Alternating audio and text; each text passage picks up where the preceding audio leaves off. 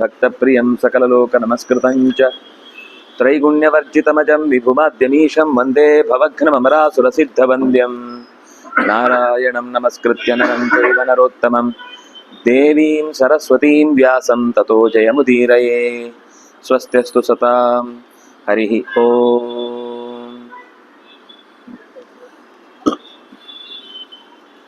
ಎರಡೂ ಕಡೆಯ ಸೇನೆ ಜೊತೆಯಾದ ಸಂದರ್ಭವನ್ನ ಹೇಳ್ತಾ, ಅಂದ್ರೆ ಯುದ್ಧ ಭೂಮಿಯಲ್ಲಿ ಎಲ್ಲರೂ ಸೇರಿದ್ದಾರೆ. ಸೇರಿದ ಸಂದರ್ಭದಲ್ಲಿ ಅವರವರು ಹೇಗೆ ಸಿದ್ಧತೆ ಮಾಡಿಕೊಂಡ್ರು ಅಂತ ಹೇಳುವಾಗ ಕೆಲವು ನಿಯಮಗಳನ್ನು ಮಾಡಿಕೊಂಡ್ರು. ಈ ಯುದ್ಧ ಆದ್ಮೇಲೆ ಮತ್ತೆ ಅದೇ ಜಿದ್ದನ್ನ ಸಾಧಿಸಬಾರದು. ಯುದ್ಧ ಮುಗಿದ ಮೇಲೆ ನೀನು ಅವನ ಪಕ್ಷದಲ್ಲಿದ್ದ, ನಿನ್ನ ಹತ್ರ ಇನ್ ಮುಂದೆ ಮಾತುಕತೆ ಇಲ್ಲ ಅಂತ ಈ ರೀತಿ ಜಗಳ ಆಡ್ಬಾರ್ದು. ನೀನು ಆ ಪಕ್ಷದಲ್ಲಿ ಸೇರಿದ್ಯಾ, ನಾಳೆಯಿಂದ ನೀ ಪಕ್ಷದ್ದು ಅನೌನ್ಸ್ಮೆಂಟ್ ಆದ್ಮೇಲೆ ನೀನ್ ಮಗ ಅಲ್ಲ, ನಾನು ಅಪ್ಪ ಅಲ್ಲ ಅನ್ನೋ ತರ ಹುಚ್ಚು ಮಾತಾಡ್ಲಿಕ್ಕಿಲ್ಲ. ಅದು ಯುದ್ಧಕ್ಕೆ ಮುಗಿದ ಮೇಲೆ ಅಲ್ಲಿಂದ ಬಿಟ್ಟು ನಾರ್ಮಲ್ ಆದ ಲೈಫನ್ನು ಲೀಡ್ ಮಾಡಬೇಕು. ಆಮೇಲೆ ಇನ್ನು ಸುಮಾರು ನಿಯಮಗಳನ್ನು ಹೇಳ್ತಾರೆ. ರಥವುಳ್ಳವನು ರಥವುಳ್ಳವನ ಜೊತೆಗೇ ಹೋರಾಡಬೇಕು, ಕುದುರೆ ಮೇಲಿರುವವನು ಕುದುರೆ ಮೇಲೇನೆ ಹೋರಾಡಬೇಕು, ಕಾಲಾಳುಗಳು ಕಾಲಾಳುಗಳ ಜೊತೆಗೇನೆ ಹೋರಾಡಬೇಕು. ಹಾಗೆ ಒಂದೊಂದು. ಆಮೇಲೆ ಆಯುಧ ಇಲ್ಲದೆ ಇದ್ದಾಗ ಆಯುಧ ಇದ್ದವನು ಅವರ ಮೇಲೆ ದಾಳಿ ಮಾಡಬಾರ್ದು, ಶರಣಾಗತನಾದ್ರೆ ದಾಳಿ ಮಾಡಬಾರ್ದು. ಹೀಗೆ ಅನೇಕ ನಿಯಮಗಳನ್ನ ಒಂದು ಮಧ್ಯದಲ್ಲಿ ನಾವು ಹೋದ್ಸಲ ನೋಡಿದ್ದು, ಮಾತಿನಿಂದ ಯುದ್ಧ ಆದ್ರೆ ಅದು ಮಾತಿನಿಂದಲೇ ಕೊನೆ ಮಾಡಬೇಕು. ಸಿಟ್ಟಿನಿಂದ ಟಪ್ ಅಂತ ಕೈಯಿಂದ ಹೊಡೆದು ನೀನೇನು ಅಷ್ಟು ಜೋರಾಗಿ ಮಾತಾಡೋದು ಅಂತ ವಾಪಸ್ ಅವನನ್ನ ಖ್ಯಾತೆ ತೆಗೆದು ಗಲಾಟೆ ಮಾಡ್ಕೊಳ್ಳೋದಲ್ಲ. ಇನ್ನು ಕಡಿಮೆ, ಅವನ ಹತ್ರ ಒಂದು ಇಷ್ಟೇ ಉದ್ದದ್ದು ಬಾಣ ಇರುತ್ತೆ, ಇವನು ಇಷ್ಟು ಉದ್ದದ್ದು ಮುಸಲ ಹಿಡ್ಕೊಂಡು ಬರ್ತಾನೆ, ಆಗ ಅವನ ಹತ್ರ ಯುದ್ಧ ಮಾಡುದು. ಕ್ಷೀಣ ಶಸ್ತ್ರನನ್ನ ದೊಡ್ಡ ಶಸ್ತ್ರದಿಂದ ಹೊಡಿಲಿಕ್ಕಿಲ್ಲ, ಅವನಿಗೆ ಸರಿಯಾದ ಶಸ್ತ್ರವನ್ನು ಕೊಡ್ಬೇಕು. ಅವನ್ ಕತ್ತಿ ಇಲ್ಲ ಅಂದ್ರೆ ನಾವು ಕತ್ತಿ ಕೊಟ್ಟು ಅವನ ಹತ್ರ ಯುದ್ಧ ಮಾಡಬೇಕು.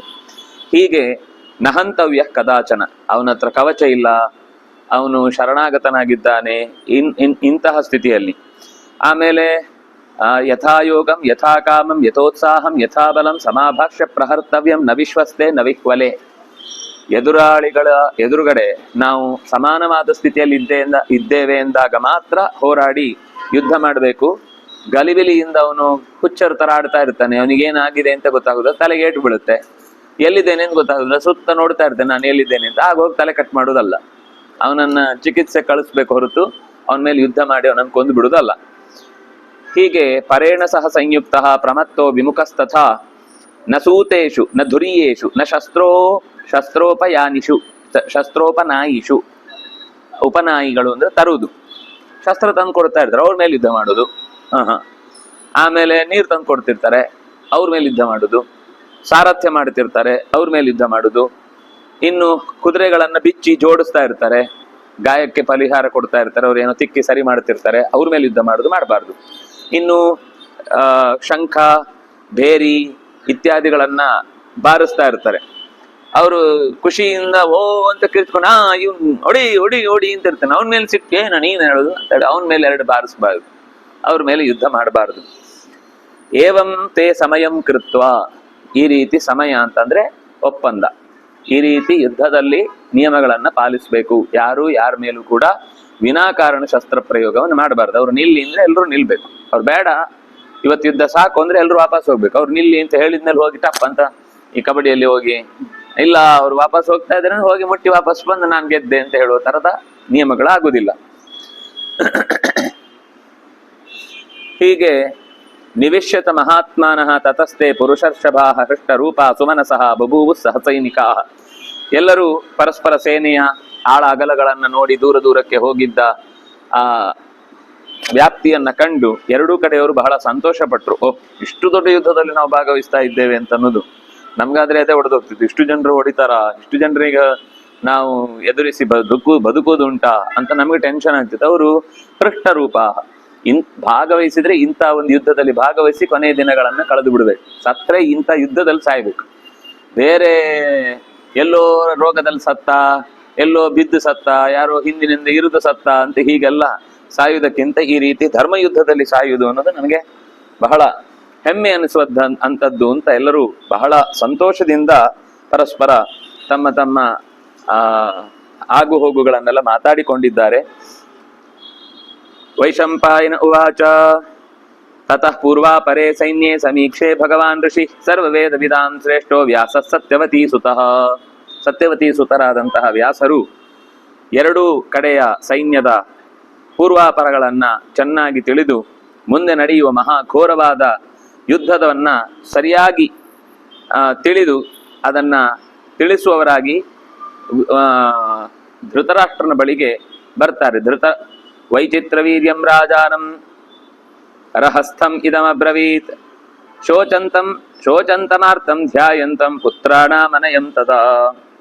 ಮಕ್ಕಳ ದುರ್ಬುದ್ಧಿಯಿಂದ ಆದ ಅವ್ಯವಸ್ಥೆಯನ್ನ ಯೋಚನೆ ಮಾಡ್ತಾ ಈಗ ದುಃಖ ಪಡ್ತಾ ಇದ್ದಾನೆ. ಅಷ್ಟೇ ಅಲ್ಲ, ಅದಕ್ಕೋಸ್ಕರ ಹೇಗೆ ಪರಿಹಾರ ಮಾಡುದು ಅಂತನೂ ಏನೋ ಅವನ ಆಲೋಚನೆಗಳು ಬೆಳೀತಾ ಇದೆ. ಆದ್ರೆ ಅದು ಏನು ಕೂಡ ಸಾರ್ಥಕ ಅಂತ ಅನ್ನಿಸ್ತಾ ಇಲ್ಲ. ವ್ಯಾಸ ಉವಾಚ, ವ್ಯಾಸರು ಹೇಳ್ತಾರೆ, ರಾಜನ್ ಪರೀತ ಕಾಲಸ್ಥೆ ಪುತ್ರಾಶ್ಚಾನ್ಯೇ ಚ ಪಾರ್ಥಿವಾಹ. ನಿನ್ನ ಮಕ್ಕಳು, ಉಳಿದ ರಾಜರು ಎಲ್ಲರೂ ಒಟ್ಟು ಸೇರಿದ್ದಾರೆ. ತೇ ಹಿಂಸಂತೀವ ಸಂಗ್ರಾಮೇ ಸಮಾಸಾದ್ಯೇದ ಇತರೇತರಂ. ಪರಸ್ಪರ ಅವರು ಒಬ್ರಿಗೊಬ್ರು ಹೊಡೆದಾಟ ಮಾಡಿಕೊಂಡು ಸಾಯುವಂತಹ ಸ್ಥಿತಿಗೆ ಬರ್ತಾರೆ. ನೀನೇನಾದ್ರೂ ಯದಿಚೇಚ್ಛಸಿ ಸಂಗ್ರಾಮಂ ದ್ರಷ್ಟುಮೇನಂ ವಿಷಾಂಪತೆ ಚಕ್ಷುರ್ ದದಾನಿತೆ ಪುತ್ರ ಯುದ್ಧಮೇತನ್ ನಿಶಾಮಯ. ನಿನಗೆ ಈ ಐತಿಹಾಸಿಕವಾದ ಯುದ್ಧವನ್ನ ಕಾಣಬೇಕು ಅಂತ ಬಯಕೆ ಇದ್ರೆ ಚಕ್ಷುರ್ ದದಾನಿ, ನಿನಗೆ ನಾನು ಕಣ್ಣು ಕೊಡ್ತೇನೆ. ನೀನು ಈ ಕಣ್ಣು ಮುಚ್ಚಿ ಕೂತ್ರೆ ಸರಿ, ಏನ್ ನೋಡ್ಬೇಕು ಎಲ್ಲವೂ ನಿನಗೆ ದೃಶ್ಯಗಳು ಕಣ್ಣ ಮುಂದೆ ಬರ್ತಾ ಹೋಗುತ್ತೆ.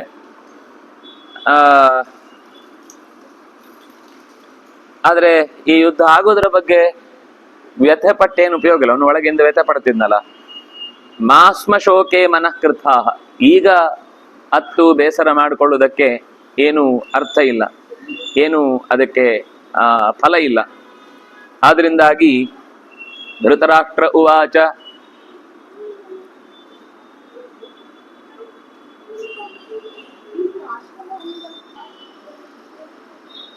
ಧೃತರಾಷ್ಟ್ರ ಉವಾಚ ನರೋಚಯೇ ಜ್ಞಾತಿವದಂ ದ್ರಷ್ಟುಂ ಬ್ರಹ್ಮರ್ಷಿ ಸತ್ತಮ ಯುದ್ಧಮೇ ತತ್ವಶೇಷೇಣ ಶೃಣುಯಾಂ ತವ ತೇಜಸ. ನನ್ನ ಮಕ್ಕಳ ಸಾವನ್ನ ನನಗೆ ನೋಡ್ಲಿಕ್ಕೆ ಶಕ್ತಿ ಇಲ್ಲ. ನ ಜ್ಞಾತಿವದಂ ದ್ರಷ್ಟುಂ ಉತ್ಸಹೆ. ನನ್ನ ಮಕ್ಕಳ ಸಾವನ್ನ ನಾನು ಕಣ್ಣಾರೆ ನೋಡ್ಲಿಕ್ಕೆ ನನಗಿಷ್ಟ ಇಲ್ಲ. ಆದ್ರೆ ಅಶೇಷೇಣ ಯುದ್ಧಂ ಶೃಣುಯಾಂ, ಏನಾಯ್ತು ಅಂತ ಕೇಳುವ ಕುತೂಹಲ ಇದೆ. ಅದನ್ನ ಮಾತ್ರ ನಿನ್ನ ತೇಜಸ ನೀನು ಅನುಗ್ರಹ ಮಾಡಿದ್ರೆ ಅದು ನನಗೆ ವಿಷಯ ಕಿವಿಗೆ ಸುದ್ದಿ ಸರಿಯಾಗಿ ಕಿವಿಗೆ ಬೀಳುವ ಹಾಗೆ ಏನಾದ್ರೂ ಮಾಡು. ಆಗ ವೈಶಂಪಾಯನರು ಕಥೆಯನ್ನು ಮುಂದುವರೆ, ತಸ್ಮಿನ್ ಅನಿಚ್ಛತಿ ದ್ರಷ್ಟುಂ ಸಂಗ್ರಾಮಂ ಶ್ರೋತುಮಿಚ್ಛತಿ ವರಾಣಾಂ ಈಶ್ವರೋ ವ್ಯಾಸಃ ಸಂಜಯಾಯ ವರಂ ದದೌ. ವರವನ್ನ ಕೊಡುವುದರಲ್ಲಿ ನಿಸ್ಸೀಮರಾದ ವೇದವ್ಯಾಸರು ಕಾಣುವುದು ಬೇಡ ಕೇಳುವುದು ಬೇಕು ಅನ್ನುವಂತಹ ಬದಲಾವಣೆಯ ಅಪೇಕ್ಷೆಯನ್ನು ಇಟ್ಟಾಗ ಯಾರೋ ಒಬ್ಬ ನೋಡಿಯೇ ತಾನೇ ಹೇಳಬೇಕು. ಆದ್ರಿಂದಾಗಿ ಒಬ್ಬ ಏನಂತಾರೆ ಕಮೆಂಟೇಟರ್ ಇಲ್ಲ ಅಂದ್ರೆ ರೇಡಿಯೋದಲ್ಲಿ ನಾವೆಲ್ಲ ಕೂತ್ ಕೇಳುದು ಹೇಗೆ? ಒಬ್ಬ ಕಮೆಂಟೇಟರ್ ಬೇಕು. ಕಮೆಂಟೇಟರ್ ಅವನು ಏನು ನೋಡದೆ 6 ಬಂತು 6 ಹೋಯ್ತು 4 ಬಂತು ಔಟ್ ಆಯ್ತು ಅಂತ ಹೆಂಗೆ ಹೇಳ್ತಾನೆ? ಅವನು ನೋಡಿದ್ರೆ ತಾನೇ ಹೇಳುದು ಸಾಧ್ಯ. ಹಾಗಾಗಿ ಅಂತಹ ವರವನ್ನ ಅವನು ಸಂಜಯನಿಗೆ ಕೊಟ್ಟ. ವ್ಯಾಸ ಉವಾಚ ಏಷತೆ ಸಂಜಯೋ ರಾಜನ್ ಯುದ್ಧಮೇ ವದಿಷ್ಯತಿ ಏತಸ್ಯ ಸರ್ವಂ ಸಂಗ್ರಾಮೇ ನ ಪರೋಕ್ಷಂ ಭವಿಷ್ಯತಿ. ಈ ಯುದ್ಧದ ಯಾವ ಘಟನೆಗಳು ಕೂಡ ನಿನಗೆ ಪರೋಕ್ಷ ಅಂತ ಆಗುದಿಲ್ಲ. ಕಣ್ಣಿಗೆ ಕಾಣದೆ ಹೋಯ್ತು, ಈ ವಿಷಯ ಸರಿಯಾಗಿ ಗೊತ್ತಾಗ್ಲಿಲ್ಲ, ಯಾರು ನಿಜವಾಗಿ ಮೊದಲು ಹೊಡೆದಿದ್ದು, ಯಾರು ಆಮೇಲೆ ಹೊಡೆದಿದ್ದು, ಯಾರದು ನ್ಯಾಯ ಇತ್ತು, ಯಾರಿಗೆ ನಿಜವಾಗಿ ಗೆಲುವು ಆಗ್ಬೇಕಿತ್ತು ಅನ್ನುವ. ಯಾಕಂದ್ರೆ ಒಂದು ಕಡೆ ಯುದ್ಧ ಆಗುವಾಗ ಒಂದು ಭಾಗದ ಮಾತ್ರ ಕಾಣಿಸ್ತಿರುತ್ತೆ, ಇನ್ನು 100 ಕಡೆ ಆಗ್ತಾ ಇರುತ್ತಲ್ಲ. ಇಲ್ಲ ಈಗ ಶೋ ಇವ್ರದ್ದು ಮಾತ್ರ ಅಂತ ಎಲ್ಲ ಪೆವಿಲಿಯನ್ ನಲ್ಲಿ ಪಕ್ಕಕ್ಕೆ ಕೂಡಿಸಿ ಇವರೆಲ್ಲ ಸುಮ್ನಿರಿ, ಇವರಿಬ್ರು ಮಾತ್ರ ಹೋರಾಡ್ತಾರೆ. ರಸ್ಲಿಂಗ್ ಅದು ಎಲ್ಲಾ ಕಡೆ ಅವ್ರವ್ರಿಗೆ ಎದುರುಗಡೆ ಸಿಕ್ಕಿದವ್ರ ಜೊತೆಗೆ ಯುದ್ಧ ಆಗ್ತಾ ಇರುತ್ತೆ. ಅಂತಹ ಯುದ್ಧದ ಪ್ರಸಂಗದಲ್ಲಿ ಕಥಯಿಷ್ಯತಿ ತೇ ಯುದ್ಧಂ ಸರ್ವಜ್ಞಶ್ಚ ಭವಿಷ್ಯತಿ ಚಕ್ಷುಷಾ ಸಂಜಯೋ ರಾಜನ್ ದಿವ್ಯೇನೈವ ಸಮನ್ವಿತಃ. ದಿವ್ಯವಾದ ಕಣ್ಣುಗಳಿಂದ ಕೂಡಿದವನಾದ್ರಿಂದಾಗಿ ಅವನಿಗೆ ಥಿಯೇಟರ್ ಅಲ್ಲಿ ಎಲ್ಲ ದೃಶ್ಯಗಳು ಒಂದ್ ಕಡೆಯಿಂದ ಇದು, ಒಂದ್ ಕಡೆಯಿಂದ ಅದು, ಒಂದ್ ಕಡೆಯಿಂದ ಇದು ಅಂತ ಒಟ್ಟಿಗೆ 10 ಟಿವಿಗಳಲ್ಲಿ ಹಾಕಿದ್ರೆ ಹೇಗೆ ಕಾಣಬೇಕು ಹಾಗೆ ಯಾವ್ದು ಬೇಕೋ ಅವನು ಎಲ್ಲಿಗೆ ಝೂಮ್ ಮಾಡ್ತಾನೋ ಅದು ಎದ್ದು ಕಾಣುತ್ತೆ. ಅದರ ಮೇಲೆ ಕ್ಲಿಕ್ ಮಾಡಿದ್ರೆ ಅದು ಕಾಣುತ್ತೆ, ಇದ್ರ ಮೇಲೆ ಕ್ಲಿಕ್ ಮಾಡಿದ್ರೆ ಇದು ಕಾಣುತ್ತೆ.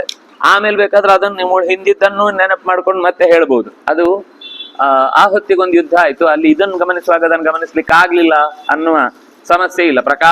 ಪ್ರಕಾಶಂಬ ದಿವಾವಾಯ ದಿವಾನಿಶಿ, ಕಣ್ಣ ಎದುರುಗಡೆ ಕಂಡದ್ದು, ಕಣ್ಣಿಗೆ ಕಾಣದೇ ಇದ್ದದ್ದು, ಹಗಲು ನಡೆದದ್ದು, ರಾತ್ರಿ ನಡೆದದ್ದು, ಮನಸಾ ಚಿಂತಿತಮಪಿ, ಏನಾದ್ರೂ ಮಾಡಿ ಮನಸ್ಸಿನಲ್ಲಿ ಅದನ್ನು ಚಿಂತನೆ ಮಾಡಿದ್ರೆ ಸರ್ವಂ ವೇತ್ಸ್ಯತಿ ಸಂಜಯ, ಎಲ್ಲವನ್ನು ಅವನು ನೆನಪಿಸ್ಕೊಳ್ತಾನೆ. ಪ್ರತಿ ಕ್ಷಣದ ದೃಶ್ಯ ಅವನಿಗೆ ನೇರವಾಗಿ ಆಗ್ಲೇ ಕಾಣಬೇಕು ಅಂತಿಲ್ಲ.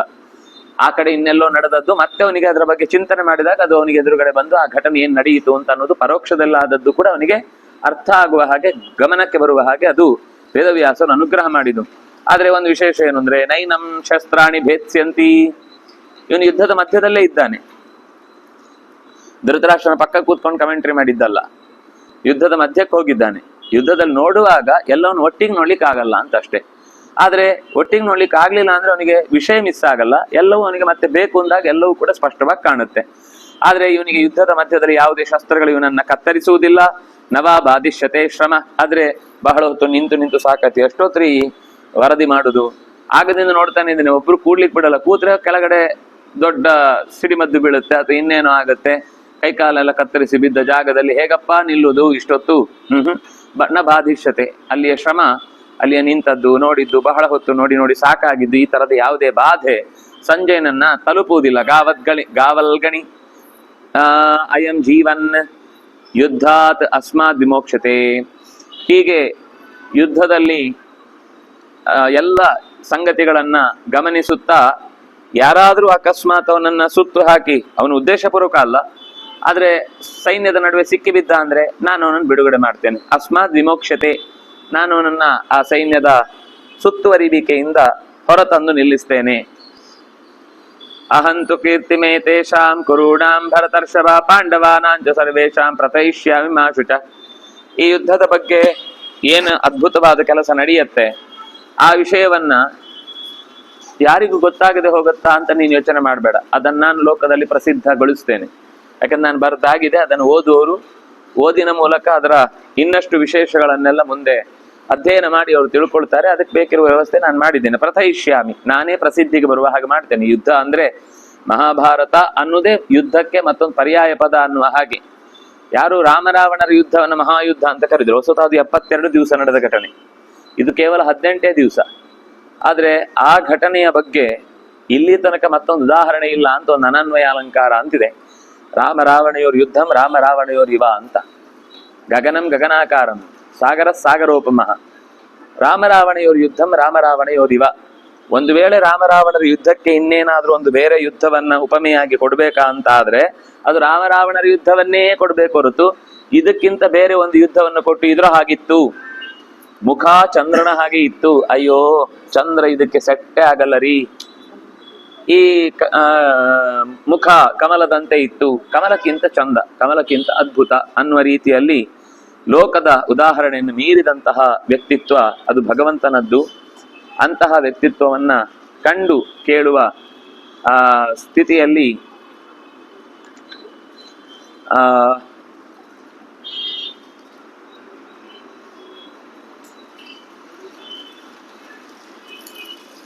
ಮುಂದೆ ಆ ರೀತಿಯಾದ ಅನುಗ್ರಹವನ್ನ ಪಡೆದಿರುವಂತಹ ಗಾವಲ್ಗಣಿ ಯಾರು ಸಂಜಯ ಏನ್ ಮಾಡಿದ?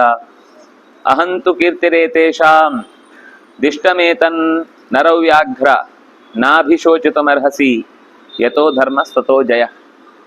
ಇಡೀ ಯುದ್ಧದಲ್ಲಿ ಒಟ್ಟೆ ಏನಾಗುತ್ತೆ ಅಂತ ನೀನು ಕುತೂಹಲದಿಂದ ನನ್ನ ಹತ್ರ ಕೇಳ್ತಾ ಇದ್ದಿ. ಧೃತರಾಷ್ಟ್ರನಿಗೆ ಒಂದು ಆದ್ರೂ ಒಳಗಿನಿಂದ ಒಂದು ಆಸೆ, ನಮ್ಮ ಮಕ್ಕಳೇ ಗೆದ್ದು ಬಿಡ್ತಾರೆ ಅಂತ ಏನಾದ್ರೂ ವ್ಯಾಸರು ಹೇಳಿಬಿಟ್ರೆ ನೆಮ್ಮದಿಯಾಗಿ ಅದನ್ನ ಸ್ವಲ್ಪ ಕೇಳ್ಬಹುದು ಅಂತ. ಆದ್ರೆ ವ್ಯಾಸರು ಬಹಳ ಜಾಣ, ಯಾರು ಗೆಲ್ತಾರೆ ಅಂತ ಹೇಳಿಲ್ಲ. ಯಥೋ ಧರ್ಮ ಸ್ವತೋ ಜಯ ಅಂದ್ರೆ ಸೂಕ್ಷ್ಮವಾಗಿ ಹೇಳಿದ್ದಾರೆ ಪಾಂಡವರಿಗೆ ಗೆಲುವು ಅಂತ. ಯಾಕೆಂದ್ರೆ ಅವರಲ್ಲಿ ಶಿಸ್ತು ಇದೆ, ಅವರಲ್ಲಿ ಪರಸ್ಪರ ಒಬ್ರಿಗೊಬ್ರಿಗೆ ಗೌರವ ಕೊಟ್ಟುಕೊಳ್ಳುವ ಗುಣ ಇದೆ. ಇವರಲ್ಲಿ ಒಬ್ರು ಒಬ್ರನ್ನ ಗೌರವಿಸುವ ಸ್ಥಿತಿಯಲ್ಲಿ ಇಲ್ಲ ಈಗ, ಒಳಗಿನಿಂದ ಕೋಪ.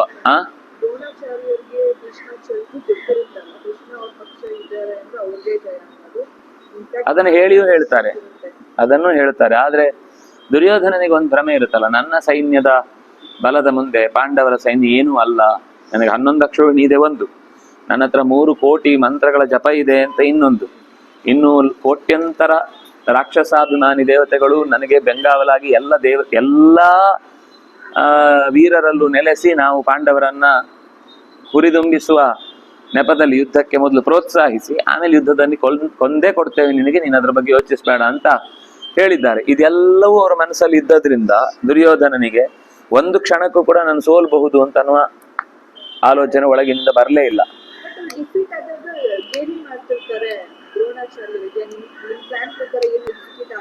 ಅವ್ರನ್ನ ರೇಗಿಸುದು, ಅವ್ರು ಸೋಲ್ಬಾರ್ದಲ್ಲ, ಅವ್ರಿಗೆ ಸಿಟ್ಟು ಬರುತ್ತೆ. ಸಿಟ್ಟು ಬಂದ್ರೆ ಮಾಡಿ ತೋರ್ತೇನೆ, ನೀವು ನನ್ನನ್ನು ಇಷ್ಟ ಅಂತಾನಲ್ಲ, ಈಗ ಮಾಡಿ ತೋರ್ತೇನೆ, ಹೇಗಿರುತ್ತೆ ನೋಡೋಣ ಅಂತ ದುರ್ಯೋಧನನ ಮೇಲಿನ ಕೋಪಕ್ಕೆ ಆ ಕಾರ್ಯಭಾರವನ್ನು ಮುಂದುವರಿಸುದು.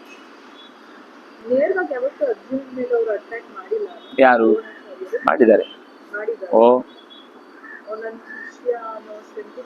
ಆಗಿದೆ, ಗಲಾಟೆಗಳು ಮಧ್ಯದಲ್ಲಿ ಆಗಿದೆ, ಆದ್ರೆ ಮಾಡಿದ್ದಾನೆ ದುರ್ಯೋಧನ. ಯಾರು? ಅರ್ಜುನ ದ್ರೋಣಾಚಾರ್ಯ ಜೊತೆಗೆ ಯುದ್ಧ ಮಾಡಿದ್ದಾನೆ.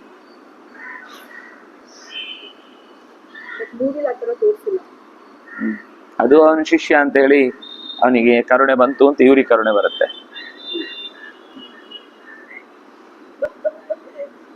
ಏನು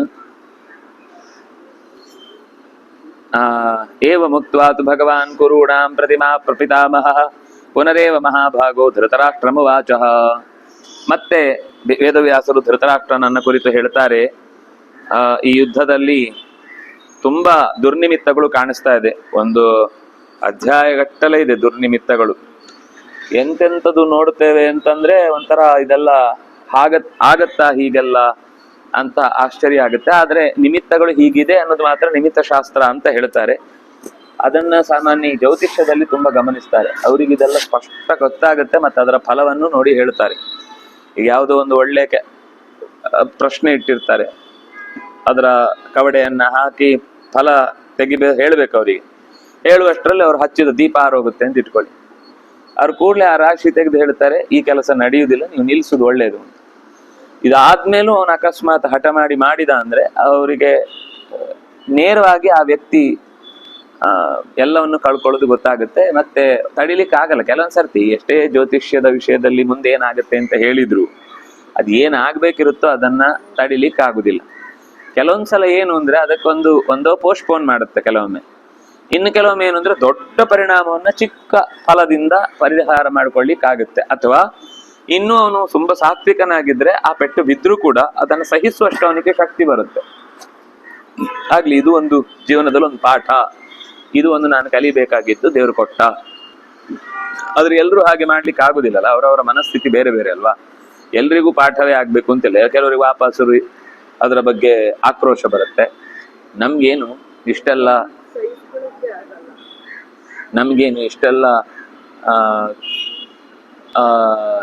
ಎದುರಿಸಿ ಮಾಡುವುದಕ್ಕೆ ಏನು ಅರ್ಥ ಇದೆ, ಹಾಗೆ ಹೀಗೆ ಅಂತ ಹೇಳಿ ಅದನ್ನ ತುಂಬಾ ವಿರೋಧಿಸಿ ಶತ್ರುವಿನಂತೆ ಕಾಣುವುದು ಇರುತ್ತೆ ದೇವರನ್ನು. ಹಾಗಾಗಿ ಎಲ್ಲರಿಗೂ ಒಂದೇ ತರ ಅನುಭವ ಬರುತ್ತೆ ಅಂತಿಲ್ಲ, ಒಬ್ಬೊಬ್ರು ಒಂದೊಂದ್ ತರ ಬದಲಾಗ್ತಾರೆ ಪಾಠಗಳಿಂದ.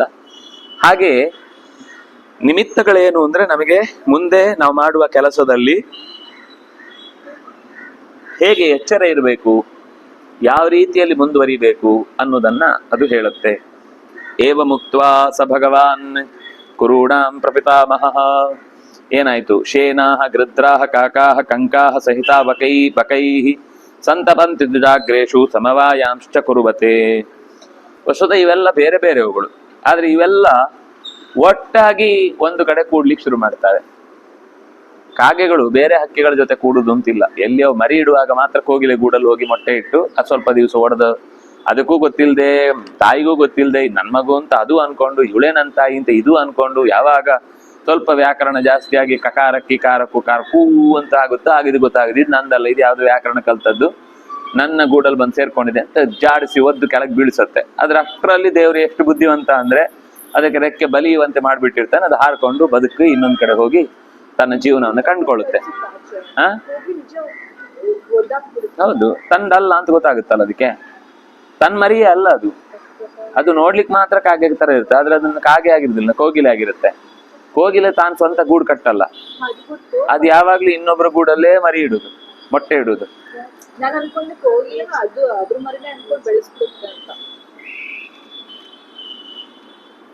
ಅದಕ್ಕೆ ಹೆಸರೇ ಸಂಸ್ಕೃತದಲ್ಲಿ ಪರಭೃತ್ ಅಂತ, ಇನ್ನೊಬ್ಬರಿಂದ ಮಕ್ಕಳನ್ನ ಬೆಳೆಸುವಂಥದ್ದು ಅಂತ.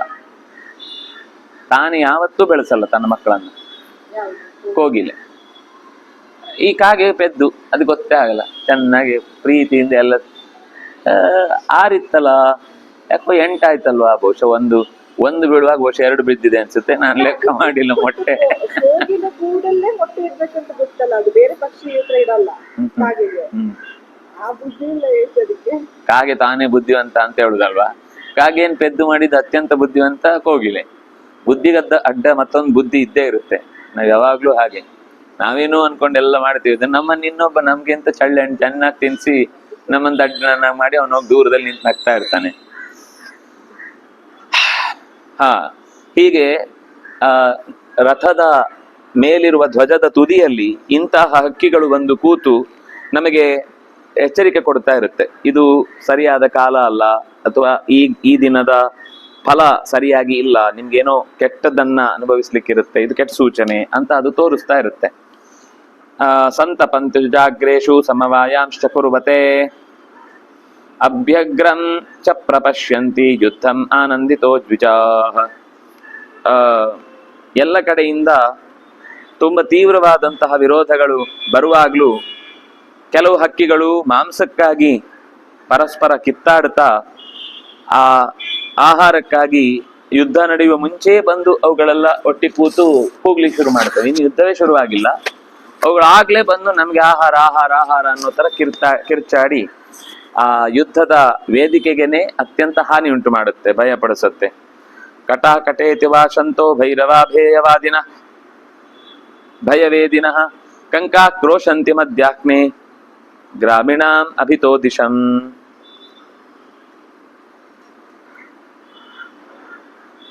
ಜೋರಾಗಿ ಕೂಗುವಂತಹ ಕಂಕ ಅಂದ್ರೆ ಹದ್ದುಗಳಲ್ಲಿ ಒಂದು ಪ್ರಭೇದ. ಅವುಗಳು ಕೂಗ್ತವೆ, ಕಾಗೆಯನ್ನೆಲ್ಲ ಓಡಿಸ್ತವೆ. ಅವುಗಳು ಬಂದು ಇದು ನಮ್ಮ ಜಾಗ, ನೀವ್ ಯಾಕೆ ಇಲ್ಲಿದ್ದೀರಿ ಅಂತ ಮಾಂಸಕ್ಕಾಗಿ ಅವುಗಳು ಪೂರ್ವ ಸಿದ್ಧತೆ ಮಾಡ್ಕೊಂಡು ಕೂತಿರ್ತವೆ. ಇನ್ನು ಯುದ್ಧವೇ ಶುರುವಾಗಿಲ್ಲ, ಅವುಗಳಾಗ್ಲೇ ಒಬ್ಬನ ತಲೆ ಹೋಗುತ್ತೆ, ಕಾಲು ಹೋಗುತ್ತೆ, ಗೊತ್ತಿದೆ ಇವತ್ತು ಏನಾದ್ರೂ ತಿನ್ನಿ ಸಿಗುತ್ತೆ ಅನ್ನೋ ರೀತಿಯಲ್ಲಿ ಅವುಗಳು ಕಾಯ್ತಾ ಇದ್ದಾವೆ. ಉದಯಾಸ್ತಮನೆ ಸೂರ್ಯ ಕಂದರ್ ಕಬಂಧೈ ಪರಿವಾರಿತಂ ಶ್ವೇತಲೋಹಿತ ಪರ್ಯಂತ ಕೃಷ್ಣಗ್ರೀವಾ ಸವಿದ್ಯುತಃ ತ್ರಿವರ್ಣ ಪರಿಘಾ ಸ್ಕಂಧೈ ಭಾನುಮಂತೌ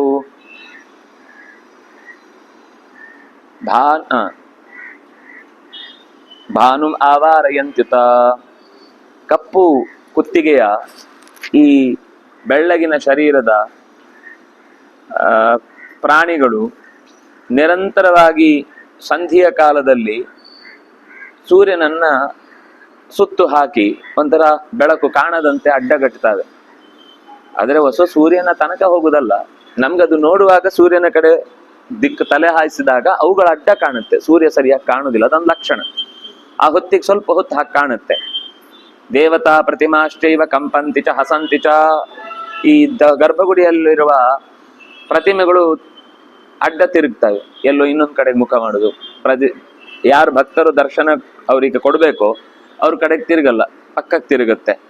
ಅಥವಾ ಕೆಲವೊಮ್ಮೆ ಕಂಪಂತಿ ನಡುಕ್ತವೆ ಅವುಗಳು, ಅಥವಾ ಅವುಗಳು ಒಂದೇ ಸರ್ತಿಗೆ ಹೇ ಅಂತ ನಕ್ಕ ಕಾಣಿಸ್ಬಿಡುತ್ತೆ ಪ್ರತಿಮೆಗಳು ಇದ್ದಕ್ಕಿದ್ದ ಹಾಗೆ. ಹಸಂತಿಚ. ಇನ್ನು ಕೆಲವೊಮ್ಮೆ ವಮಂತಿ ರುಧಿರಂ, ಬಾಯಿಯಿಂದ ಒಂದೇ ಸರ್ತಿಗೆ ನೆತ್ತರು ವಾಂತಿ ಮಾಡುತ್ತೆ ಪ್ರತಿಮೆಗಳು. ಆಮೇಲೆ ಸ್ವಿದ್ಯಂತಿ ಪ್ರತಪಂತಿಚ, ತುಂಬಾ ಬಿಸಿ ಆಗ್ಬಿಡುತ್ತೆ ಇಡೀ ಪ್ರತಿಮೆ, ಅಥವಾ ಮೈ ಎಲ್ಲ ಬೆವರ್ಲಿಕ್ಕೆ ಶುರುವಾಗುತ್ತೆ. ಇದೆಲ್ಲ ಲೋಕದಲ್ಲಿ ಒಂದು ದೊಡ್ಡ ಅನರ್ಥ ಉಂಟಾಗತ್ತೆ ಅಂತಂದಾಗ ಕೆಲವು ಶಕುನಗಳ ಮೂಲಕ ದೇವಸ್ಥಾನದ ಪೂಜಕನ ಶಕ್ತಿ ತಪಸ್ಸು ಇದ್ರೆ ಇಂತಹ ಲಕ್ಷಣಗಳು ಅದರ ಮೂಲಕ ಕಾಣುತ್ತೆ. ಇಂತಹ ಲಕ್ಷಣ ಕಾಣುತ್ತೆ ಅಂತಂದ್ರೆ ಅದಕ್ಕೆ ಮುಖ್ಯ ಕಾರಣ ಪ್ರತಿಮೆ ಹೇಗೆ ಇದೆಲ್ಲ ಮಾಡುತ್ತೆ ಅಂದ್ರೆ ಅದೇ ವಿಶೇಷ. ವಸ್ತುತಃ ಯಾವಾಗ್ಲೂ ಅದಕ್ಕೆ ಆ ರೀತಿ ಮೈ ಬೆವರುದು, ಅದರ ಮೈ ಮೆತ್ತಗಿದೆ ಅಂತ ಹೇಳುದು, ಅದರಲ್ಲಿ ರೋಮ ಇದೆ ಅಂತ ಹೇಳುದು, ಅದಕ್ಕೊಂದು ಹೃದಯ ಇದೆ ಅಂತ ಹೇಳುದು, ಅದು ಲಬ್ ಡಬ್ ಅಂತ ಪಡ್ಕೊಳ್ಳುದು, ಇದೆಲ್ಲ ಕೇವಲ ನಮ್ಮ ವ್ಯಾಮೋಹದ ಅಥವಾ ಅತಿರೇಕ ಭಾವನೆಯ ಪ್ರತೀಕಗಳು ಹೊರತು ಏನೂ ಆಗಲ್ಲ. ಅದು ಯಥಾವತ್ತಾಗೇ ಇರುತ್ತೆ. ಹಾಗೇನಾದ್ರೂ ನಿಜವಾಗಿ ಆಗುದಂದ್ರೆ ಈ ತರ ಏನೋ ಒಂದು ದೊಡ್ಡ ಕಳಂಕ ಆಗುದಿದೆ, ಪ್ರಳಯ ಆಗುದಿದೆ, ಅಥವಾ ಏನೋ ಒಂದು ಮಹಾ ಕಂಟಕದ ಪರಿಸ್ಥಿತಿ ಬರುವುದಿದೆ ಅಂತ ಹೇಳಬೇಕಾಗತ್ತೆ. ಇನ್ನು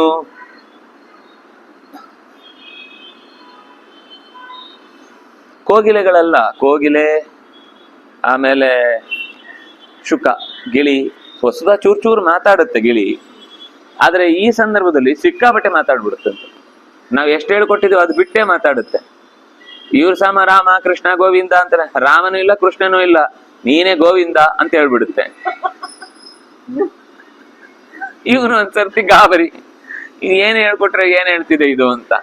ಅದರಿಂದಾಗಿ ಅತ್ಯಂತ ವಿಪರೀತವಾದ ರೀತಿಯಲ್ಲಿ ವಾಚೋ ಮುಂಚಂತಿ ದಾರುಣ, ಅತ್ಯಂತ ಭಯಾನಕವಾದ ವಿಷಯಗಳನ್ನ ಹೇಳಿಬಿಡ್ತಾರೆ. ಇವತ್ತು ಯುದ್ಧದಲ್ಲಿ ಆಗುವ ಪ್ರಸಂಗದಲ್ಲಿ ನೀವು ಅಪ್ಪಚ್ಚಿ ಪಡ್ಚ ಹೋಗಿ ಬನ್ನಿ, ಇವತ್ತು ನಿಮ್ಮ ಶ್ರಾದ್ದಕ್ಕೆ ತಿಲ ಎಲ್ಲ ರೆಡಿ ಮಾಡಿ ಇಟ್ಟಿರ್ತೇನೆ, ಸಂಜೆ ಬಂದಾಗ ಮಕ್ಳಿಗೆ ಹೇಳ್ಬಿಡಿ ಅಂತೆಲ್ಲ ಏನೇನೋ ಹೇಳಿಬಿಡುತ್ತೆ. ಇವ್ರು ಗಾಬರಿಯಾಗಿ ಏನ್ ಮಾಡ್ಬೇಕು ಗೊತ್ತಾಗಲ್ಲ.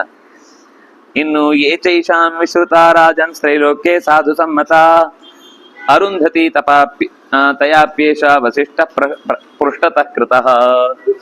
ಆಕಾಶದಲ್ಲಿರುವಂತಹ ಸಪ್ತ ಋಷಿಗಳ ಗುಂಪು ಕೂಡ ಒಂದು ದಿಕ್ಕಿಗೆ ಸರದ ಹಾಗೆ ಅನ್ಸುತ್ತೆ. ವಸಿಷ್ಠ ಪೃಷ್ಠತಃ ಕೃತಃ, ವಸಿಷ್ಠನನ್ನ ಹಿಂಬಾಲಿಸಿಕೊಂಡು ಉಳಿದವೆಲ್ಲ ಒಂದು ಕಡೆಗೆ ಒಟ್ಟು ಬಿದ್ದ ಹಾಗೆ ಕಾಣುತ್ತೆ ನಕ್ಷತ್ರಗಳ ಗುಂಪು ಆಕಾಶದಲ್ಲಿ. ಇನ್ನು ಸುಮಾರು ಹೇಳ್ತಾರೆ, ರೋಹಿಣಿಯನ್ನ ರಾಹು ಪೀಡಿಸ್ತಾನೆ, ಸೋಮನನ್ನು ಕೂಡ ಪೀಡಿಸಿ ಉಪದ್ರ ಕೊಡ್ತಾನೆ. ಹೀಗೆ ಹಸುಗಳ ಹೊಟ್ಟೆಯಲ್ಲಿ ಕತ್ತೆಗಳು ಹುಟ್ಟುತ್ತವೆ. ಗರ್ಭದಲ್ಲಿ ಹಸುಗಳ ಹೊಟ್ಟೆಯಲ್ಲಿ ಹಸು ಹುಟ್ಟಬೇಕು. ಸಿಂಹದಿಂದ ಸಿಂಹದ ಮರಿಯೇ ಹುಟ್ಟುತ್ತೆ ಅಂತ ಹೇಳಿದ ದಿವಸ ಕತ್ತೆ ಮರಿ ಹುಟ್ಟುಬಿಟ್ಟಿರುತ್ತೆ. ಈ ಗಾದೆ ಸುಳ್ಳಾಯ್ತು ಅಂತ ಅನ್ಕೋಬೇಕಷ್ಟೆ. ಅನಾರ್ಥವಂ ಪುಷ್ಪ ಫಲಂ ದರ್ಶಯಂತಿ ವನದ್ರುಮಾ. ಯಾವ ಋತುವಿನಲ್ಲಿ ಯಾವ ಹಣ್ಣು ಬಿಡಬೇಕೋ ಆ ಋತುವಿನಲ್ಲಿ ಆ ಹಣ್ಣು ಬಿಡಲ್ಲ. ಇನ್ಯಾವಾಗ್ಲೂ ಆ ಹಣ್ಣು ಬಿಡ್ಲಿಕ್ಕೆ ಸಾಧ್ಯವೇ ಇಲ್ಲ. ಆ ಹೊತ್ತಿಗೆಲ್ಲ ಹಣ್ಣು ಬಿಡ್ಲಿಕ್ಕೆ ಶುರು ಆಗುತ್ತೆ. ಬೇಸಿಗೆ ಮುಗಿಯಿತು ಅಂತಂದ್ರೆ ಸಾಮಾನ್ಯ ಹಲಸಿನ ಹಣ್ಣು ಮುಗಿಯಿತು ಅಂತ ಲೆಕ್ಕ. ಈ ಹೊತ್ತಿಗೆ ವಸ್ತುತಃ ಹಲಸಿನ ಹಣ್ಣು ಇರಬಾರ್ದು. ಇನ್ನೊಂದು ಸ್ವಲ್ಪ ದಿವಸ ಇದ್ರೂ ಇರ್ಬೋದು, ಮ್ಯಾಕ್ಸಿಮಮ್ ಈ ತಿಂಗಳು ಮುಗಿಯುವಾಗ ಮುಗಿಬೇಕು. ಇದು ಈಗ ಹಣ್ಣು ಕೊಡ್ಲಿಕ್ಕೆ ಶುರು ಆಗುತ್ತೆ, ಈಗ ಹಣ್ಣು ಬಿಡ್ಲಿಕ್ಕೆ ಶುರು ಆಗುತ್ತೆ. ಹಣ್ಣು ಬಿಟ್ಟು ಏನು ಸಂಪದ್ಭರಿತವಾದಂತಹ ಹೂಗಳು ಯಾವ ಕಾಲಕ್ಕೆ ಬಿಡಬೇಕು ಅದು ಬಿಡದೆ, ಅನಾರ್ಥವ ಯಾವ ಋತುವಿನಲ್ಲಿ ಬಿಡಬೇಕು ಆ ಋತುವಿನಲ್ಲಿ ಬಿಡದೆ ಬೇರೆ ಋತುವಿನಲ್ಲಿ ಗೌಜು ಗದ್ದಲ. ಮನುಷ್ಯ ಎಲ್ಲ ಹಾಗೆ ಬೇಕು ಅಂತ ಮಾಡ್ತಾನೆ. ಎಲ್ಲಾ ಋತುವಿನಲ್ಲೂ ಎಲ್ಲಾ ಹೂಗಳು ಬಿಡಬೇಕು, ಎಲ್ಲಾ ಹಣ್ಣುಗಳು ಸಿಗಬೇಕು ಅಂತ. ಏನ್ ಮಾವಿನ ಹಣ್ಣು ಈಗಲೂ ಸಿಗುತ್ತೆ, ನಾಳೆನೂ ಸಿಗುತ್ತೆ, ಮುಂದಿನ ತಿಂಗಳು ಸಿಗುತ್ತೆ. ಇದೆಲ್ಲ ಒಂದು ಎಡವಟ್ಟುಗಳು, ಪ್ರಕೃತಿಯ ನಿರ್ನಾಮದ ಸೂಚನೆಗಳು. ಟೇಸ್ಟ್ ನಮ್ಗೆ ಟೇಸ್ಟ್ ಬೇಡ. ನಮ್ಮ ಮನೇಲಿ ಮಾವಿನ ಹಣ್ಣು ತಂದು ಮಾಡಿದೀವಿ ಅಂತ ಅನ್ನೋದಷ್ಟೇ ಬೇಕು. ಸಕ್ಕರೆನೇ ಹಾಕ್ತಾರೆ, ಪಲ್ಪೆ ತರ್ತಾರೆ, ಮಾಸನೆ ತಂದು ಬಡಿಸ್ತಾರೆ, ಹೇಳುದು ಮಾತ್ರ ಮಾವಿನ ಹಣ್ಣು ತಂದು ಮಾಡಿದೀವಿ ಅಂತ ಅಷ್ಟೇ. ಇನ್ನು ಚಂದ್ರಾದಿತ್ಯರನ್ನ ಒಟ್ಟು ಸೇರಿ ರಾಹು ಸ್ವೀಕಾರ ಮಾಡುತ್ತಾನೆ. ಇನ್ನೊಂದು ವಿಶೇಷ ಏನು ಅಂದ್ರೆ, ಗ್ರಹಣ ಆಗುದು ವಸ್ತುತಃ ಮ್ಯಾಕ್ಸಿಮಮ್ 15 ದಿವಸ, ಮಿನಿಮಮ್ 15 ದಿವಸ ಆದ್ರೂ ಬೇಕು. ಮ್ಯಾಕ್ಸಿಮಮ್ 2 ವರ್ಷನೂ ಆಗ್ಬೋದು, ಹೇಳಲಿಕ್ಕೆ ಬರಲ್ಲ. ಆದ್ರೆ 15, 16ಕ್ಕೂ ಹೋಗುವುದಿದೆ ಕೆಲವೊಮ್ಮೆ. ಆದ್ರೆ ಇಲ್ಲಿ ಈ ಯುದ್ಧ ಆಗುವ ಸಂದರ್ಭದಲ್ಲಿ 13ನೇ ತ್ರಯೋದಶಿಗೆನೆ ಅಮಾವಾಸ್ಯೆ ಬಂದು ಇದಾಗಿಬಿಟ್ಟಿದೆ, ರಾಹು ಗ್ರಹಣ ಆಗಿಬಿಟ್ಟಿದೆ. ಪರ್ವಕಾಲದಲ್ಲಿ ಆಗ್ಬೇಕು.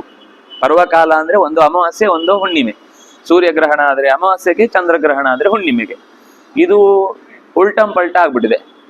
ಹುಣ್ಣಿಮೆಗೆ ಚಂದ್ರಗ್ರಹಣ ಅಲ್ಲ, ಹುಣ್ಣಿಮೆಗಿಂತ 3 ದಿವಸ ಮುಂಚೆನೆ ಚಂದ್ರಗ್ರಹಣ. ಅವತ್ತೇ ಚಂದ್ರ ಪೂರ್ತಿ ಕಂಡು ರಾಹುವಿನಿಂದ ಗ್ರಸ್ತನಾಗಿ ನಕ್ಷತ್ರಗಳೆಲ್ಲ ನಿಗಿ ಅಂತ ಕೆಂಡದ ಹಾಗೆ ಸುಡುವ ಹಾಗೆ ಎತ್ತರಕ್ಕೆ ಎದ್ದು ಕಾಣುವ ಹಾಗೆ. ಅದು ಏನು 13ನೇ ದಿವಸಕ್ಕೆ ಅಂದ್ರೆ ಹಿಂದಿನ ಅಮಾವಾಸ್ಯೆ ಸೂರ್ಯಗ್ರಹಣ ಆಗಿದೆ, ಆಗಿ 13ನೇ ದಿವಸ ಚಂದ್ರಗ್ರಹಣನೂ ಆಗಿದೆ. ಇದು ಪ್ರಳಯಾಂತಕವಾದ ಸೂಚನೆ. 15 ದಿವಸ ಆದ್ರೆ ಕೆಲವೊಮ್ಮೆ ಹಾಗಾಗುತ್ತೆ. ನಮಗೂ ಒಂದು 5-6 ವರ್ಷದ ಹಿಂದೆ ಒಮ್ಮೆ ಬಂದಿತ್ತು. ಒಂದು ಪಕ್ಷದಲ್ಲಿ ಸೂರ್ಯಗ್ರಹಣ ಮುಗಿಸಿ ಇನ್ನೊಂದು ಪಕ್ಷದಲ್ಲಿ ಚಂದ್ರಗ್ರಹಣ ಆಗಿತ್ತು. ಅದು ಒಂದು ಪಕ್ಷದಲ್ಲಿ, ಅದು 2ನೇದಂತೂ ಹೇಗಿದೆ ಅಂದ್ರೆ ಬಾತ್ರೂಮ್ ಅಲ್ಲಿ ಹೋಗಿ ಸ್ನಾನ ಮಾಡಿ ಮುಗಿಸುವಾಗ ಟೈಮ್ ಮುಗಿದೋಗಿರುತ್ತೆ, ಮತ್ತೆ ವಾಪಸ್ ಇನ್ನೊಂದು ಸ್ನಾನ ಮಾಡಿ ಹೊರಗೆ ಬರುದು ಅಷ್ಟೇ. ವಿಶೇಷಕ್ಕೆ ಹಾ ಆಯಿರಲ್ಲಿ ಒಟ್ಟಿಗೆ ಬಂದಿತ್ತು. ಅದು ಒಂದು ಸೂಚನೆ, ಒಟ್ಟಿಗೆ ಬರುದು ಅಂದ್ರೆ. ಕೋವಿಡ್ ಬಂತು, ಅವ್ರು ಹೋದ್ರು ಕೋವಿಡ್ ಇಲ್ಲ ಇಲ್ಲ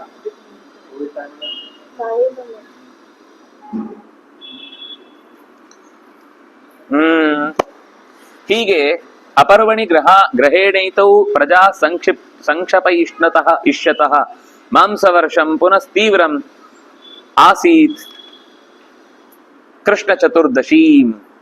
ಒಂದು ರೀತಿಯಲ್ಲಿ ಆಕಾಶದಿಂದ ಮೋಡಗಳಲ್ಲಿ ನೀರು ಬರುವುದಿಲ್ಲ, ನೆತ್ತರು ಮಾಂಸದ ತುಂಡುಗಳೇ ಉದುರುತ್ತವೆ ಆ ಹೊತ್ತಿಗೆ, ಶಕುನಗಳು ಅಪಶಕುನ ಅಂದಾಗ. ಆದ್ರೆ ಕೆಲವು ಕಡೆಯಲ್ಲೆಲ್ಲ ಈ ಏನಂತಾರೆ ಅದಕ್ಕೆ, ರಾಸಾಯನಿಕಗಳು ಮೋಡದ ರೂಪದಲ್ಲಿ ಬೀಳುವುದಿದೆ, ಆಸಿಡ್ ರೈನ್ ಅಂತಾರೆ ಇದನ್ನ. ಹಾಗೆ ಆಸಿಡ್ ರೈನು ಒಂದ್ ದಿವಸ ರಕ್ತದ ಕೋಡಿ ಹರಿಯುವುದು ಕೂಡ ಇದೇ ಮೋಡಗಳಿಂದ ಆಗುವುದಿರುತ್ತೆ. ಅದು ಶೋಣಿತೈಹಿ ವಕ್ರ ಸಂಪೂರ್ಣಂ ಅತೃಪ್ತಾಸ್ತತ್ರ ರಾಕ್ಷಸಾಹ. ರಾಕ್ಷಸರಿಗೆ ಆ ಮಳೆ ಬಿದ್ದಾಗ ಭಾರಿ ಖುಷಿ ಆಗುತ್ತೆ, ಆದ್ರೆ ಸಾಕಾಗುದಿಲ್ಲ ಅಂತಾರೆ. ಮತ್ತು ಅಂಥದ್ದನ್ನ ಅಪೇಕ್ಷೆ ಪಡ್ತಾರೆ. ಇದರಿಂದ ಲೋಕ ಅತ್ಯಂತ ಭಯಾನಕವಾದ ಸ್ಥಿತಿಗೆ ತಲುಪುತ್ತೆ.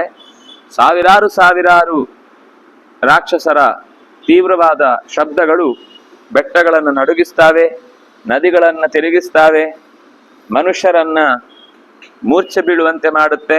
ಹೀಗೆ ಕ್ಷೋಭೆಗೆ ಲೋಕ ಬಳಲ್ತಾ ಹೋಗುತ್ತೆ.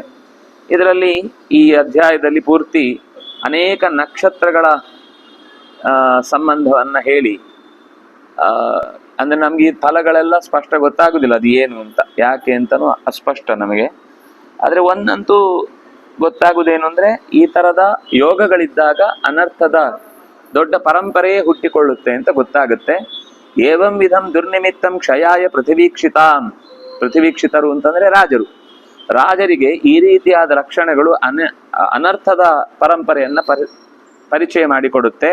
ಯಥಾ ಲೋಕಃ ಸಮುಚ್ಛೇದಂ ನಾಯಂ ಗಚ್ಚೇತ ಭಾರತ. ಇಲ್ಲಿಂದ ಬಂದವರು ಯಾರು ಮರಳಿ ಸುಖವಾಗಿ ವಾಪಸ್ ಹೋಗುದಿಲ್ಲ, ಎಲ್ಲವೂ ನಾಶ ಆಗುತ್ತೆ. ಹಿಂದೆ ಒಂದ್ ಮಾತು ಹೇಳಿದ್ರು, ಯಾವ ಊರಿನಲ್ಲೂ ಕೂಡ ಯುವಕರಾದ ಕ್ಷತ್ರಿಯರಿಲ್ಲ, ಬರೀ ವೃದ್ಧರು ಮತ್ತು ತರುಣಿಯರು ಮತ್ತೆ ಮಕ್ಕಳು ಇಷ್ಟೇ ಇರುವುದು. ಇದರಿಂದ ಕೂಡಿದ ಜಗತ್ತಿನ ವ್ಯವಸ್ಥೆಯ ಮಧ್ಯದಲ್ಲಿ ಯುವ ಜನಾಂಗವಿಲ್ಲದ ಒಂದು ದೇಶವನ್ನ ಮುಂದೆ ನೋಡುವಂತಹ ದುಸ್ಥಿತಿ ಬರುತ್ತೆ.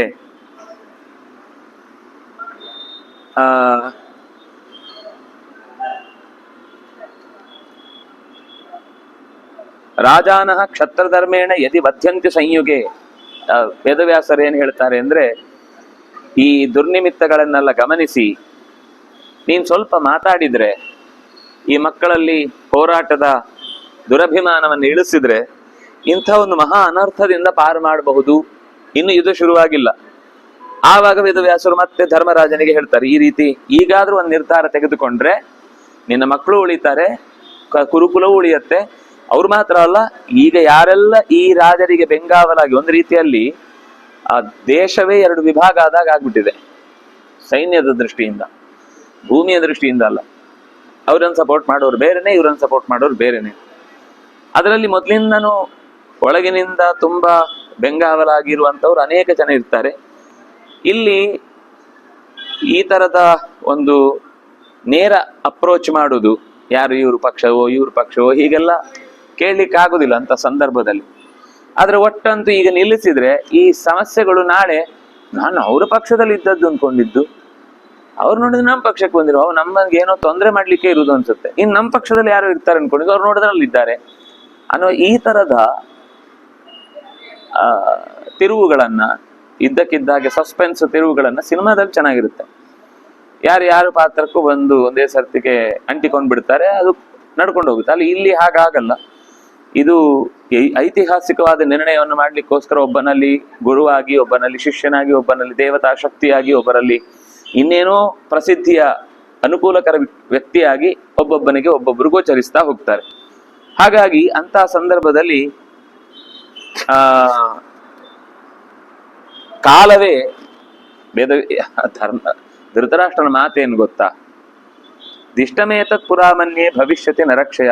ನೀನೇ ಹಿಂದೆ ಹೇಳಿದಾಗೆ ಬಹುಶಃ ಈ ನರರಕ್ಷಯ ಅದಿಷ್ಟಂ, ದೇವರೇ ಕೊಟ್ಟದ್ದು. ಆಗ್ಬೇಕು ಅಂತ ದೇವರೇ ಮಾಡಿದ್ದು. ರಾಜಾನಃ ಕ್ಷತ್ರಧರ್ಮೇಣ ಯದಿ ವಧ್ಯಂತಿ ಸಂಯುಗೆ ವೀರಲೋಕಂ ಸಮಾಸಾಧ್ಯ ಸುಖಂ ಪ್ರಾಪ್ಸ್ಯತಿ ಕೇವಲ.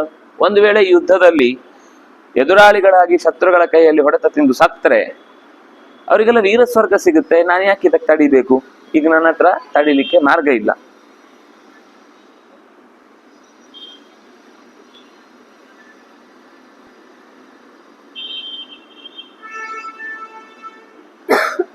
ಇಹ ಕೀರ್ತಿಂ ಪರೇ ಲೋಕೆ ದೀರ್ಘಕಾಲಂ ಮಹತ್ ಸುಖಂ ಪ್ರಾಪ್ಸ್ಯಂತೆ ಪುರುಷ ವ್ಯಾಘ್ರಃ ಪ್ರಾಣಾಂ ತ್ಯಕ್ತ್ವಾ ಮಹಾಹವೆ. ಆಹವ ಅಂತಂದ್ರೆ ಯುದ್ಧ. ಈ ಮಹಾಯುದ್ಧದಲ್ಲಿ ಕೀರ್ತಿಯನ್ನ ಪಡಿತಾರೆ. ಇಲ್ಲಿ ಪರೇ ಲೋಕೆ ದೀರ್ಘಕಾಲಂ ಮಹತ್ ಸುಖಂ ಪ್ರಾಪ್ಸ್ಯಂತಿ, ಉತ್ತಮ ಲೋಕಗಳಲ್ಲಿ ಸುಖಗಳನ್ನು ಹೊಂದುತ್ತಾರೆ. ಈ ಲೋಕದಲ್ಲಿ ಇಲ್ಲಿಯ ಕೀರ್ತಿ ಹೆಗ್ಗಳಿಕೆ, ಇವರು ಕಾಂತಾರದಲ್ಲಿ ಭಾಗವಹಿಸಿದವರು, ಯುದ್ಧದಲ್ಲಿ ಸೇರಿದವರು ಅಂತ ಒಬ್ಬರನ್ನ ಯಾರು ಅವ್ರು ಏನು ಸಣ್ಣ ಕೆಲಸನೇ ಮಾಡಿರ್ಬೋದು, ಆದ್ರೆ ಈಗ ಅವರನ್ನ ವಿಶೇಷವಾಗಿ ಗುರುತಿಸುವಂತ ಪ್ರಸಂಗ ಬರುತ್ತೆ. ಹಾಗೆ ಇಡೀ ಮಹಾಭಾರತ ಯುದ್ಧ ಅನ್ನೋದು ಒಂದು ರೀತಿಯಲ್ಲಿ ಒಂದು ತೀವ್ರವಾದ ಸಂಚಲನ ಕ್ರಿಯೆಗೆ ಉಂಟು ಮಾಡಿದ್ದಂತಹ ಒಂದು ಮಹಾ ಘಟನೆ. ಅಂದ್ರೆ ಈಗ ಆ ಸಂಚಲನ ಎಲ್ಲ ಯಾವುದೋ ಕಾರಣಕ್ಕಾಗುತ್ತೆ, ಯಾವುದಕ್ಕಾಗ್ಬೇಕು ಅಂತ ಗೊತ್ತೇ ಇಲ್ಲ. ಸುಮ್ಮನೆ ಐಫೋನ್ ಯಾವುದು ಒಂದು ಹೊಸ ಮಾಡೆಲ್ ಬಂತು ಅಂತ ಜಗಳ ಆಗಿ ಗಲಾಟೆಯಾಗಿ ಪರಸ್ಪರ ಕಿತ್ತಾಡ್ಕೊಂಡು ಸಾಯ್ತಾರೆ. ಯಾವುದೋ ಸಿನಿಮಾ ಬಂತು ಅಂತ ಅವ್ರ ಅಭಿಮಾನಿ ನಮ್ಮ ಸಿನಿಮಾಕ್ಕೆ ನೀವು ಅಡ್ಡ ಹಾಕುದು ಅಂತ ಅವ್ನು ಗಲಾಟೆ ಮಾಡ್ತಾನೆ, ಇವನ ಅಭಿಮಾನಿ ಇವನಿಗೆ ಗಲಾಟೆ ಮಾಡ್ತಾರೆ. ಅವರಿಬ್ರು ಸೇರಿ ದೊಡ್ಡ ಕಟೌಟ್ಗಳಿಗೆ ಹಾಲು ಹಾಕಿ ಹಾಳು ಮಾಡ್ತಿರ್ತಾರೆ. ಆದ್ಮೇಲೆ ಅವರೇ ಇನ್ನೊಂದು ಉಪನ್ಯಾಸದಲ್ಲಿ ಬಂದು ಹಾಲೆಲ್ಲ ಹಾಳು ಮಾಡಬಾರ್ದು ಅಂತಾನು ಹೇಳ್ತಿರ್ತಾರೆ. ಅದೆಲ್ಲ ನಾಗಕ್ಕೆ ಹಾಕಿದ್ರೆ ವೇಸ್ಟ್ ಆಗುತ್ತೆ. ಈ ಮೇಲಿಂದ ಕಟೌಟಿಗೆ ಹಾಕಿದ್ರೆ ವೇಸ್ಟ್ ಆಗಲ್ಲ, ನಾಗನಿಗೆ ಹಾಕಿದ್ರೆ ಮಾತ್ರ ವೇಸ್ಟ್ ಆಗುತ್ತೆ ಅಂತ ನಮಗೆ ಬುದ್ಧಿವಾದ ಹೇಳ್ತಿರ್ತಾರೆ. ಹಾಗೆ ವೇದವ್ಯಾಸರು ಅಷ್ಟು ಬುದ್ಧಿ ಹೇಳಿದ್ರೆ ಇವನು ಹೇಳ್ತಾನೆ, ಅಯ್ಯೋ ಅದೆಲ್ಲ ತೊಂದರೆ ಇಲ್ಲ, ಕ್ಷತ್ರ ಧರ್ಮದಲ್ಲಿ ಬಂದ ಮೇಲೆ ಅವರೆಲ್ಲ ಈ ವೀರ ಮರಣವನ್ನ ಹೊಂದಬೇಕಾದ್ದು ಅವರಿಗೊಂದು ಸಹಜ ಧರ್ಮ, ಅದನ್ನ ಮಾಡ್ಕೊಳ್ತಾರೆ ಬಿಡಿ. ಸಮುಹೂರ್ತಂ ತಥಾ ಜ್ಞಾತ್ವಾ ಪುನರೇವಂ ಅಬ್ರವೀದ್ವಚಃ. ಒಂದು ಮುಹೂರ್ತಗಳ ಕಾಲ ಯೋಚಿಸಿ ಮತ್ತೆ ಹೀಗೆ ಹೇಳಲಿಕ್ಕೆ ಶುರು ಮಾಡಿದ. ಅಸಂಶಯಂ ಪಾರ್ಥಿವೇಂದ್ರ ಕಾಲ ಸಂಶಯತೆ ಜಗತ್. ಖಂಡಿತವಾಗಿಯೂ ಈ ಜಗತ್ತು ಕಾಲದ ವ್ಯವಸ್ಥೆಯಲ್ಲಿ ಮುಳುಗುವುದು ಸತ್ಯ. ಕಾಲವೇ ಎಲ್ಲವನ್ನು ನುಂಗತ್ತೆ. ಈಗ ಮಹಾಭಾರತ ಯುದ್ಧ ಆಗುದು ಅಂದ್ರೆ ಕಾಲವೇ. ಕಾಲೋಸ್ಮಿ ಲೋಕಕ್ಷಯ ಕೃತ್ ಪ್ರವೃದ್ಧ ಅಂತ ಕೃಷ್ಣನು ಆಮೇಲೆ ಅದನ್ನೇ ಹೇಳ್ಕೊಳ್ತಾನೆ. ಸೃಜತೆ ಇದೇ ತರುತ್ತೆ, ಪುನಃ ವಿದ್ಯತಿ ಇದೇ ಕೊನೆಗೆ ಶಾಶ್ವತವಾಗಿ ಕೊನೆಗೊಳಿಸುತ್ತೆ. ಹಾಗಾಗಿ ಜ್ಞಾತಿಗಳಾದ ಕುರುಗಳನ್ನು ಮತ್ತು ನಿನ್ನ ಉಳಿದ ಸಂಬಂಧಿ ರಾಜರನ್ನು ಕರೆದು ಇದು ಧರ್ಮೀಯ ಯುದ್ಧ, ಅದರಿಂದಾಗಿ ನೀವೆಲ್ಲ ಸಹಕಾರ ಕೊಡಿ ಅಂತ ಹೇಗೆ ಕೇಳುವುದು ಅಂದ್ರೆ ಈ ಯುದ್ಧವನ್ನು ನಿಲ್ಲಿಸಿ ಸಹಕಾರ ಕೊಡಿ ಅಂತ ಕೇಳಬೇಕು. ಆ ಕೇಳಿದ್ರೆ ನಿಂಗೆ ನಿಜವಾಗಿಯೂ ಕೂಡ ನಿಜ ಅರ್ಥದಲ್ಲಿ ನೀನು ಒಬ್ಬ ಹಾಗಂತೇಳಿ ಅದು ಹೆದರಿಕೆಯ ಲಕ್ಷಣ ಅಲ್ಲ. ಒಬ್ಬರನ್ನ ಯುದ್ಧದಲ್ಲಿ ಹಿಂದೆ ಸರಿಲಿಕ್ಕೆ ಹೇಳೋದು ಯಾವಾಗ್ಲೂ ಯೋಚನೆ, ನಾನು ಅವನ್ನೇ ಮೊದ್ಲು ಹೇಳ್ಬೇಕಾ ಅವನು ಮೊದ್ಲು ಹೇಳಲ್ಲ ಅಂತ ಪ್ರತಿಷ್ಠೆ ಅಲ್ಲೇ ಬಂತ ಅಡ್ಡ ಆಗುದು. ಅಷ್ಟರೊಳಗೆ ಯಾರೊಬ್ಬ ಹೊಡೆದು ಬಿಟ್ಟಿರ್ತಾನೆ, ಮತ್ತೆ ಯುದ್ಧನೇ ಆಗೋಗುತ್ತೆ. 3 ದಿವಸ ಚಿಂತೆ ಮಾಡ್ತಿರ್ರೆ, ಮಾಡ್ಲೋ ಬೇಡವಾ, ಮಾಡ್ಲೋ ಬೇಡವಾ, ಮಾಡ್ಲೋ ಬೇಡ. ಯಾವನೊಬ್ಬನ ತಲೆಗಟ್ಟ ಅವರಿಬ್ರು ಜಗಳದಲ್ಲಿ ಪರಸ್ಪರ ಇಬ್ರಿಗೂ ಹೊಡೆದುಕೊಂಡ್ತಾರೆ. ಅವ್ರು ಶುರು ಮಾಡಿದ್ರು ನಾವೇನ್ ಬಿಡುದು, ನಾವು ಶುರು ಮಾಡಿದ್ರೆ ಅವ್ರು ಏನ್ ಬಿಡ್ತಾರೆ, ಬೇಡ ಹೊಡಿ ಅಂತ ಎಲ್ಲ ಸೇರಿ ಸರ್ವನಾಶ ಆಗುದು. ಇವರಿಬ್ರು ಹಂಗೆ ಮಾತಾಡ್ತಿರ್ತಾರೆ. ಇನ್ನು ನಾವಿಲ್ಲಿ ಆರಾಮಾಗಿ ಮಾತಾಡ್ತಿದ್ರು, ಅವ್ರು ನೋಡಿದ್ರೆ ಹೊಡ್ಕೊಂಡು ಸತ್ತೋಗಿದಾರಲ್ಲ ಅಂದ್ರೆ ಹಾಗಾಗುತ್ತೆ ಕೆಲವೊಂದು. ಇದೆಲ್ಲ ದುಸ್ಥಿತಿಗಳು. ನಿನಗೆ ಕಾಲ ಇನ್ನೆಲ್ಲೂ ಇಲ್ಲ, ಮಗನ ರೂಪದಲ್ಲೇ ಬಂದಿದೆ. ಕಾಲ ಅಂದ್ರೆ ಕೊಲ್ಲುವ ಶಕ್ತಿ. ನಿನಗೆ ಮಗನ ರೂಪದಲ್ಲೇ ನಿನ್ನನ್ನು ಕೊಲ್ಲುವ ಶಕ್ತಿ ಬಂದಿದೆ. ಇನ್ನೂ ಹೇಳ, ನಿನಗೆ ರಾಜ್ಯ ರೂಪದಲ್ಲೂ ಅದು ಕಾಲವಾಗಿ ಸಿಕ್ಕಿದೆ. ರಾಜ್ಯವನ್ನು ಉಳಿಸಿಕೊಳ್ಳುವ ನೆಪದಲ್ಲಿ ಮಗನನ್ನೇ ನಿನ್ನ ಹೆಗಲ ಮೇಲೆ ಹೊತ್ತುಕೊಂಡು ಅವನ ಮೂಲಕ ಜಗತ್ತಿಗೆ ಇನ್ನಷ್ಟು ಅನ್ಯಾಯವನ್ನೇ ಉಂಟಾಗುವಂತೆ ಮಾಡಿದ್ದಿ. ನಿನ್ನ ಕೈಗೆ ಏನ್ ಕೊಟ್ಟರು ಕೂಡ ಅದನ್ನು ನೀನು ಎದುರಿಸುವ ಸಾಮರ್ಥ್ಯ ಇಲ್ಲ ಅಂತ ಹೇಳಿ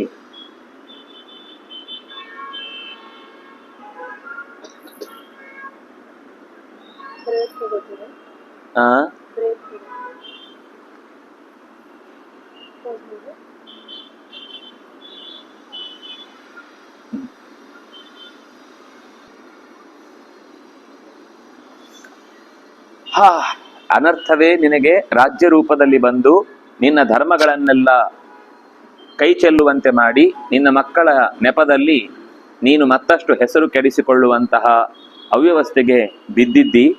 ಆದ್ರಿಂದಾಗಿ ನೀನು ಒಂದು ವೇಳೆ ಧರ್ಮವನ್ನು ಸರಿಯಾಗಿ ಪಾಲಿಸಿದ್ದಾಗಿದ್ರೆ ಯಶಸ್ಸನ್ನು ಉಳಿಸಿಕೊಳ್ತಾ ಇದ್ದಿ, ಸ್ವರ್ಗವನ್ನು ಹೊಂದುತ್ತಾ ಇದ್ದಿ. ಪಾಂಡವರು ಕೂಡ ತಮ್ಮ ರಾಜ್ಯವನ್ನು ಪಡೆದು ನಿನಗೂ ಕೂಡ ಉತ್ತಮವಾದ ಶ್ರೇಯಸ್ಸನ್ನು ಉಂಟು ಮಾಡ್ತಾ ಇದ್ರು. ಇದೆಲ್ಲವನ್ನು ನೀನು ಈ ಶಕುನಗಳು ನಿನಗೆ ತಿಳಿಸ್ತಾ ಇದ್ರು ಕೂಡ ನೀನು ಅದನ್ನ ಗಮನಕ್ಕೆ ಹರಿಸಿಲ್ಲ. ಯಥಾ ಭವಾನ್ ವೇತ್ತಿ ತಥೈವ ವೇತ್ತಾ ಭಾವ ಭವೋ ವಿದಿತೌ ಯೇಮ ಯಥಾರ್ಥೌ ಸ್ವಾರ್ಥೇ ಹಿ ಸಂಮುಹ್ಯತಿ ತಾತ ಲೋಕೋ ಮಾಂಚಾಪಿ ಲೋಕಾತ್ಮಕಮೇವ ವಿದ್ಧಿ.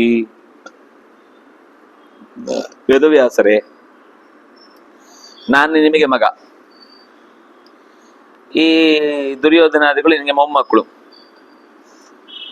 ನನಗಿಂತ ಹೆಚ್ಚು ನೀವೇ ಅವರನ್ನ ತಿದ್ದುವುದರಲ್ಲಿ ಸಮರ್ಥರು ಅಂತ ಭಾವಿಸ್ತೇನೆ. ಅಹಮಪಿ ಲೋಕಾತ್ಮಕ, ನಾನು ಒಬ್ಬ ಸಾಮಾನ್ಯ ಮನುಷ್ಯ. ಈಗ ಇಲ್ಲಿ ಹುಟ್ಟಿದ ಈ ಪರಿಸ್ಥಿತಿಯಲ್ಲಿ ನನ್ನ ಮಕ್ಕಳನ್ನ ನಾನು ವಿರೋಧಿಸಿ ಎದುರು ಹಾಕೊಂಡು ನಡಿಲಿಕ್ಕಾಗದೇ ಇರುವ ಸ್ಥಿತಿಗೆ ಬಂದು ನಿಂತಿದ್ದೇನೆ. ನನ್ನ ಮಕ್ಕಳನ್ನ ನಾನು ತಿದ್ಲಿಕ್ಕಾಗುದಿಲ್ಲ. ನೀನೇನಾದ್ರೂ ಹಾಗೆ ನನಗೆ ಬುದ್ಧಿವಾದ ಹೇಳೋನು, ನೀನೇನಾದ್ರೂ ತಿದ್ದಿ ಸರಿ ಮಾಡೋದಾದ್ರೆ ಮಾಡ್ಬಿಡು. ನನ್ನ ಹತ್ರ ಈಗ ಬುದ್ಧಿವಾದ ಹೇಳು ಹೇಳು ಹೇಳು ಅಂತ ಹೇಳಿ ಏನು ಉಪಯೋಗ ಇಲ್ಲ. ಅವರ ದಾರಿಯನ್ನು ಆಯ್ಕೆ ಮಾಡಿಕೊಂಡಾಗಿದೆ. ಅವರು ಅದರಲ್ಲಿ ಫಿಕ್ಸ್ ಆಗಿ ಮುಂದೆ ಹೋಗ್ತಾ ಇದ್ದಾರೆ. ನಾನು ನೋಡುದು ಅಷ್ಟೇ, ಈಗ ನಾನು ನೋಡ್ತಾ ಇರ್ಬೇಕಷ್ಟೇ. ಈಗ ಅಂದ್ರೆ ಈ ವಿಷಯದಲ್ಲಿ ನನ್ನ ಕೈಯಲ್ಲಿ ಏನೂ ಇಲ್ಲ ಅಂತಾನೆ ಬಾಯ್ಬಿಟ್ಟು ಹೇಳ್ತಾನೆ. ಪ್ರಸಾದಯೇ ತ್ವಾಮತುಲ್ಯ ಪ್ರಭಾವಂ, ತುಲನೆಗೆ ಸಿಗದ ಪ್ರಭಾವವುಳ್ಳ ನಿನ್ನನ್ನ ಪ್ರಸಾದಯೇ ಸಂತೋಷ ಪಡಿಸ್ತೇನೆ. ತ್ವನ್ನೋ ಗತಿ ದರ್ಶಯಿತ, ನೀನೇ ನನಗೆ ಗತಿ, ಈಗ ನೀನೇ ದಾರಿ ತೋರಿಸ್ಬೇಕಾದವನು. ತ್ವಂ ಧೀರ, ನೀನು ಧಿಯಾ ರಮತೆ, ಬುದ್ಧಿಯಿಂದ ಆಲೋಚನೆ ಮಾಡುವವನು. ನಾವೆಲ್ಲ ಮನಸ್ಸಿನಿಂದ ಆಲೋಚನೆ ಮಾಡಿ ಆಮೇಲೆ ಬುದ್ಧಿ ಕೆಟ್ಟಿದೆ ಅಂತ ಗೊತ್ತಾಗುವವರು. ಹಾಗಾಗಿ ನಚಾಪಿತೆ ವಶಗ ಮೇ ಸುತಾಶ್ಚ ನಚಾಧರ್ಮಂ ಕ್ರತುಮರ್ಹಾಹಿ ಮೇಮತಿಹಿ ಕರ್ತುಮರ್ಹಾಹಿ ಮೇಮತಿಹಿ. ಅಧರ್ಮವನ್ನ ಮಾಡ್ಲಿಕ್ಕೆ ನಂಗೆ ಮನಸ್ಸು ಒಪ್ತಾ ಇಲ್ಲ, ಆದ್ರೆ ಅಧರ್ಮವನ್ನು ಬಿಟ್ಟು ಬದುಕಲಿಕ್ಕೂ ನನ್ನ ಕೈಯಲ್ಲಿ ಸಾಧ್ಯ ಆಗ್ತಾ ಇಲ್ಲ. ಅವರು ವಶಗರಲ್ಲ ನನಗೆ. ನನ್ನ ಕಣ್ಣಡಿಯಲ್ಲೇ, ನನ್ನ ಮೀಸೆ ಅಡಿಯಲ್ಲಿ ಆ ಧರ್ಮಗಳ ದೊಡ್ಡ ತಾಂಡವ ನಡೆದರೂ ಕೂಡ ನಾನು ಅಸಹಾಯಕನಾಗಿದ್ದೇನೆ. ನೀನೇನಾದ್ರೂ ನನಗೆ ಸಹಾಯ ಮಾಡಿ ಅವರನ್ನ ಸರಿದಾರಿಗೆ ತರುವುದಿದ್ರೆ ಅವಶ್ಯಕವಾಗಿ ನಿನಗೆ ಅಧಿಕಾರವನ್ನ ಒಪ್ಪಿಸಿಬಿಡುತ್ತೆ, ನೀನೇನಾದ್ರೂ ಮಾಡ್ತೀ ಅಂತಂದ್ರೆ. ಯಾಕಂದ್ರೆ ನಾನು ನಿನಗೆ ಸವಾಲು ಹಾಕ್ತಾ ಇದ್ದೇನೆ ಅಂತಲ್ಲ, ನಿನಗೂ ಗೊತ್ತು ನನ್ನ ಅಸಹಾಯಕತೆ ಏನು ಅಂತ. ನೀನೇ ನಿಜವಾದ ಧರ್ಮ, ನೀನೇ ಎಲ್ಲರಿಗಿಂತ ಪವಿತ್ರ, ನೀನೇ ಎಲ್ಲರಿಗೆ ಕೀರ್ತಿ ಕೊಡುವವನು, ನೀನೇ ಆ ಕೀರ್ತಿಯನ್ನು ಎಲ್ಲ ಕಡೆ ಹಬ್ಬುವುದು, ನೀನೇ ಹಿಡಿದ ಕೆಲಸವನ್ನು ಬಿಡದಂತೆ ಮಾಡುವವನು. ನಿನಗೇನೆ ಮುಂದಿನ ಎಲ್ಲ ಸಂಗತಿಗಳು ಚೆನ್ನಾಗಿ ಗೊತ್ತಿರುವುದು. ಪಾಂಡವರ ಬಗ್ಗೆಯೂ ಈ ಗುಣಗಳಿಂದ ಅವರು ಯಾವಾಗ್ಲೂ ತುಂಬಿದ್ದಾರೆ ಅಂತ ನೀನು ಅರಿತೆ ಯುದ್ಧದಲ್ಲಿ ಮುಂದುವರಿತಾ ಇದ್ದಿ ಅನ್ನುವ ಕಾರಣಕ್ಕಾಗಿ ನಾನು ನಿನಗೆ ಕೃತಜ್ಞತೆಯನ್ನು ಅರ್ಪಿಸ್ತೇನೆ ಅಂತ ಹೇಳಿದಾಗ ವೈಶಂಪಾಯನರು, ನಿನ್ನ ಮನಸ್ಸಲ್ಲಿ ಏನಿದೆಯೋ ಅದನ್ನು ನಾನು ಅರ್ಥ ಮಾಡಿಕೊಂಡಿದ್ದೇನೆ, ನಿನ್ನ ಇನ್ನಷ್ಟು ಸಂದೇಹಗಳನ್ನು ನಾನು ಪರಿಹಾರ ಮಾಡಲಿಕ್ಕಿದ್ದೇನೆ ಅಂತಂದಾಗ, ಯಾವ ಸಂಕೇತಗಳಿಂದ ನಮಗೆ ಜಯ ಸಿಗುತ್ತೋ ಅಪಜಯ ಸಿಗುತ್ತೋ ಅನ್ನುವ ಗುರುತುಗಳು ಗೊತ್ತಾಗುತ್ತೆ, ಅದನ್ನು ಹೇಳು ಅಂತ ಇಷ್ಟುದ್ದ ಹೇಳ್ತಾನೆ. ಬೇರೆ ಬೇರೆ ಲಕ್ಷಣಗಳು. ಇಷ್ಟಾವಾಚ ಪ್ರಸ್ತುತಾವಾಯಸಾನಾಂ, ಕಾಗೆ ಕೂಗುದು ತುಂಬಾ ಖುಷಿ ಆಗುತ್ತೆ ಕೇಳಲಿಕ್ಕೆ ಇದ್ದಕ್ಕಿದ್ದಾಗಿ ಕೆಲವರಿಗೆ.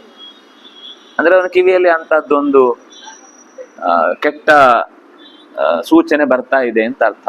ಅವನು ತುಂಬಾ ಖುಷಿ ಪಡ್ತಾನೆ. ಆಮೇಲೆ ಇದ್ದಕ್ಕಿದ್ದಂತೆ ಶಂಖಗಳು ಊದಲ್ಪಡ್ತಾವೆ, ವಾದ್ಯಗಳು ಬಡಿಯಲ್ಪಡ್ತಾವೆ. ಒಳಗೆ ಏನಿದೆಯೋ ಅದೆಲ್ಲ ಹಾಗೆ ಇರುತ್ತೆ. ಆದರೆ ಒಂದು ಸರ್ತಿಗೆ ಮಾತ್ರ ಆ ವಸ್ತುಗಳೆಲ್ಲ ಏನೋ ಬದಲಾಗಿದೆ ಅನ್ನುವ ಹಾಗೆ ನಮಗೆ ತೋರಿಸಿಕೊಡ್ತವೆ ಶಕುನಗಳ ವಿಷಯದಲ್ಲಿ. ದೃಷ್ಟಾವಾಚಸ್ತಥಾ ಸತ್ವಂ ಯೋಧಾನಾಂ ಯತ್ರ ಭಾರತ. ಇದು ಯಾವುದರ ಬಗ್ಗೆ ಹೆಚ್ಚು ಗೊತ್ತಿಲ್ಲದೆ ಯೋಧರು ಪರಸ್ಪರ ಮಾತಾಡಿಕೊಂಡು ಯುದ್ಧದಲ್ಲಿ ನಾನು ಹಾಗೆ ಮಾಡಿದ್ದೆ, ಹೀಗೆ ಮಾಡಿದ್ದೆ, ಈ ಯುದ್ಧದಲ್ಲಿ ನಾನು ಇಂಥ ಆಯುಧವನ್ನು ಬಳಸ್ತೇನೆ, ಏನು ಅವರವರು ಮಾತಾಡಿಕೊಳ್ತಾ ಇದ್ದಾರೆ. ಅವರವರು ಹಾಕಿಕೊಂಡ ಮಾಲೆಗಳು ಯಾವುದು ಕೂಡ ಬಾಡುವುದಿಲ್ಲ ನಿಜವಾಗಿ. ಅಂದ್ರೆ ಅವರ ಶಕುನ ಹಾಳಿಲ್ಲದೆ ಇದ್ರೆ. ಆದರೆ ಅಪಶಕುನ ಆದ್ರೆ ಮಾಲೆಗಳೆಲ್ಲ ಬೇಗ ಬಾಡಿ ಹೋಗ್ತವೆ.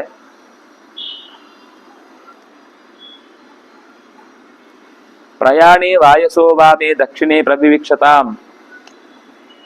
ಆಶ್ಚರ್ಯ ಏನು ಅಂದ್ರೆ, ಹಿಂದಿನಿಂದ ಯುದ್ಧಕ್ಕೆ ಹೊರಟಿದ್ದೇವೆ, ಹಿಂದಿನಿಂದ ಕಾಗೆ ಕೂಗಿದ್ರೆ ಮಂಗಳ, ಅಂದ್ರೆ ಅದು ಹಿಂದೆ ಬಿತ್ತು, ಅಮಂಗಳ ಹಿಂದೆ ಬಿತ್ತು ಅಂತ ಅರ್ಥ. ನಾವು ದಾಟಿ ಹೋದ್ವಿ ಅಂತ.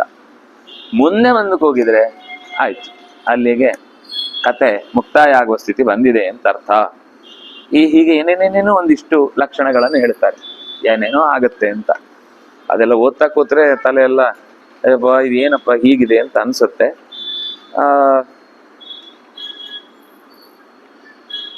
ಎಲ್ಲ ಉಲ್ಟಂ ಪಲ್ಟ ಆಗುತ್ತೆ ಅಂತ ಇಷ್ಟು ತಿಳ್ಕೊಳ್ಳಿ. ಯಾವ ಕಾಲಕ್ಕೆ ಏನಾಗ್ಬೇಕು ಅದು ಆಗುದಿಲ್ಲ, ಎಲ್ಲಾಗ್ಬೇಕು ಅಲ್ಲಾಗುದಿಲ್ಲ, ಹೇಗಾಗ್ಬೇಕು ಅದು ಹಾಗಾಗುದಿಲ್ಲ. ಒಂದು ಗೊನೆ ಬಿಡುತ್ತೆ, ಅದು ಗೊನೆ ಬಿಡುದು ಬಾಳೆ ಗಿಡದ ಒಂದು ಸಹಜ ಸ್ವಭಾವ. ಅದು ಬಿಡುವುದೇ ಇಲ್ಲ ಗೊನೆ. ಈ ಸರ್ತಿ ಎಲ್ಲ ಕಡೆ ಹೂ ಬಿಡುತ್ತೆ. ಹೂ ಬಿಟ್ಟು ಅದರ ಮೇಲೆ ಆಮೇಲೆ ಗೊನೆಯ ಹಣ್ಣಿನ ರೂಪಕ್ಕೆ ಬರುತ್ತೆ.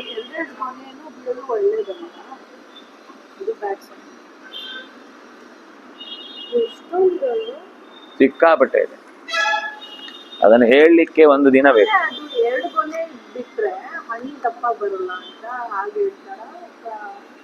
ಅದು ಏನ್ ಹೇಳ್ತಾರೋ ಗೊತ್ತಿಲ್ಲ, ಒಟ್ಟಂತದು ಒಳ್ಳೆಯ ಲಕ್ಷಣ ಆಗಿದೆ.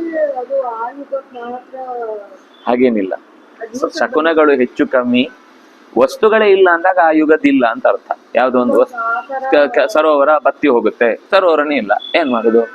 ಅಲ್ಲಿಲ್ಲ. ಅದು ಬಿಟ್ಟು ಯಾವ ಕಾಗೆ ಈಗ ಬರುತ್ತೆ, ಕಾಗೆ ಕೂಗುದು ಇವತ್ತಿಗೂ ಎಷ್ಟೋ ಘಟನೆಗಳು ನಡೀತವೆ. ಅವನಿಗೆ ಪಿತೃದೋಷಗಳಿದ್ದಾಗ ಅವನು ಮತ್ತೆ ಮತ್ತೆ ಮತ್ತೆ ಮತ್ತೆ ಕಾಗೆ ಕಾಣಿಸ್ತಾ ಇರುತ್ತೆ. ಉಳಿದವರು ಕಂಡಂತೆ ಇದರಲ್ಲಿ ಯಾವಾಗ ನೋಡಿದ್ರೆ ಒಂದು ಕಾಗೆ ಕಾಣಿಸ್ತಾ ಇರುತ್ತೆ. ಅದೊಂದು ಸಂಕೇತ, ಸಿಂಬಲ್, ಅದು ಸಿಂಬಾಲಿಕ್ ಆಗಿ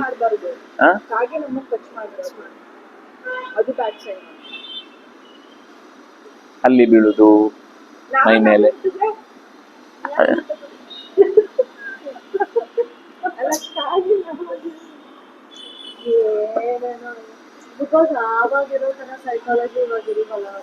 ಸೈಕಾಲಜಿ ಯಾವತ್ತೂ ಚೇಂಜ್ ಆಗಲ್ಲ, ಒಂದ್ ತಿಳ್ಕೊಳ್ಳಿ. ಭೌತಿಕವಾದ ಪದಾರ್ಥಗಳು ಚೇಂಜ್ ಆಗುತ್ತೆ, ಸೈಕಾಲಜಿ ಯಾವತ್ತೂ ಚೇಂಜ್ ಆಗಲ್ಲ. ಅಂದ್ರೆ ದೀರ್ಘಾವಧಿಯ ಸಂಬಂಧಗಳು ಕಮ್ಮಿ ಆಗುತ್ತೆ ಬಿಟ್ರೆ, ಅವತ್ತಿಗೆ ಏನು ಕೋಪ, ಅವತ್ತಿಗೇನು ತಾಪ, ಅವತ್ತಿಗೇನು ಆಸೆ, ಅವತ್ತಿಗೇನು ಆಸೆ ಇದೆ ಅಂತ ಹೇಳುದು ನಾನು. ಯಾವ ತರ ಆಸೆ ಇದ್ದಲ್ಲ, ಆಸೆ ಇದೆ, ಅದು ವಸ್ತು ಬದಲಾಗಿರುತ್ತೆ. ಯಾಕಂದ್ರೆ ಅದು ನಿನ್ನೆಯಿಂದ ಇವತ್ತಿಗೆ ಚೇಂಜ್ ಆಗ್ಬೋದು. ಈಗ ಇವತ್ತಿನಿಂದ ಇನ್ನೊಂದು ಹಿಂದೆ ಒಂದು ಈ ಯಾವಾಗ ಸ್ವಲ್ಪ ಪೂರ್ಣ ಪ್ರಮಾಣದ ಅವಧಿಗೆ ಬಂತೋ ಅವತ್ತಿನಿಂದ ಇನ್ನು ಮುಂದೆ ಸಾಫ್ಟ್ವೇರ್ ಇಂಜಿನಿಯರ್ಗಳೆಲ್ಲ ಮನೆಗೆ ಪ್ಯಾಕ್ ಮಾಡ್ಕೊಂಡು ಹೋಗ್ಬೇಕು. ಇನ್ನು ನೆಕ್ಸ್ಟ್ ಎಲೆಕ್ಟ್ರಾನಿಕ್ ಇಂಜಿನಿಯರ್, ಎಲೆಕ್ಟ್ರಿಕಲ್ ಇಂಜಿನಿಯರ್ಗಳು ಬಂದು ಗಟ್ಟಿ ನಿಲ್ತಾರೆ. ಯಾಕೆಂದ್ರೆ ಎಐಗೆ ಪ್ಲಗ್ ಹಾಳಾದ್ರೆ ತಾನೇ ಸರಿ ಮಾಡ್ಕೊಳ್ಳಿಕ್ ಬರಲ್ಲ. ಅದರಿಂದಾಗಿ ಪ್ಲಂಬರ್ಗಳಿಗೆ ಬೇಕಾದ ಕೆಲಸ ಜಾಸ್ತಿ ಆಗುತ್ತೆ. ಮೆಷಿನ್ಗಳನ್ನು ಜೋಡಿಸುವ ಅದು ಸೆಟ್ ಆಗಿ ಮಧ್ಯ ಸ್ಪಾರ್ಕ್ ಆಗಿ ಏನೋ ಡಮ್ ಅಂದ್ಬಿಟ್ರೆ ಅದನ್ನು ಸರಿ ಮಾಡ್ಕೊಳ್ಲಿಕ್ಕೆ ಬೇಕಾದ ವ್ಯವಸ್ಥೆಗೆ ಏನ್ ಕೆಲಸ ಮಾಡ್ತಾರೋ ಅವರಿಗೆ, ಇನ್ನು ಹಾರ್ಡ್ವೇರ್ಗಳಿಗೆ ಮೊದಲು ಸಾಫ್ಟ್ವೇರ್ ಇದ್ದೆ, ಈಗ ಹಾರ್ಡ್ವೇರ್ ಅಂತ ಹೇಳ್ಕೊಂಡು ತಿರುಗಬೇಕಾದ ಪ್ರಸಂಗ ಬರುತ್ತೆ. ಏನ್ ಹಾರ್ಡ್ವೇರ್ ಅಂದ್ರೆ ನೆಲ ಗುಡಿಸ್ತಾ ಇರ್ತಾರೆ, ಅದು ಗೊತ್ತಿಲ್ಲ ಅಂದ್ರೆ ಕತೆ ಗೋವಿಂದ ಅಷ್ಟೇ. ಅವ್ರು ತೆಕ್ಕೊಡ್ತಾರೆ, ಅದನ್ನ ತಗೊಂಡೋಗಿ ಇಲ್ಲಿ ಇಡು, ತೆಕ್ಕೊಡೋದು ಅಲ್ಲೋಡು. ಇಲ್ಲ ಭಾರತದ ಟೀಮ್ ಅಲ್ಲಿ ಎಲ್ಲಿಯಾದ್ರೂ ನೀರ್ ಕೊಡ್ಲಿಕ್ಕೆ ಜನ ಬೇಕಿದ್ರೆ ನಾನೇ ಬರ್ತೇನೆ. ಲಿಮಿಟೇಷನ್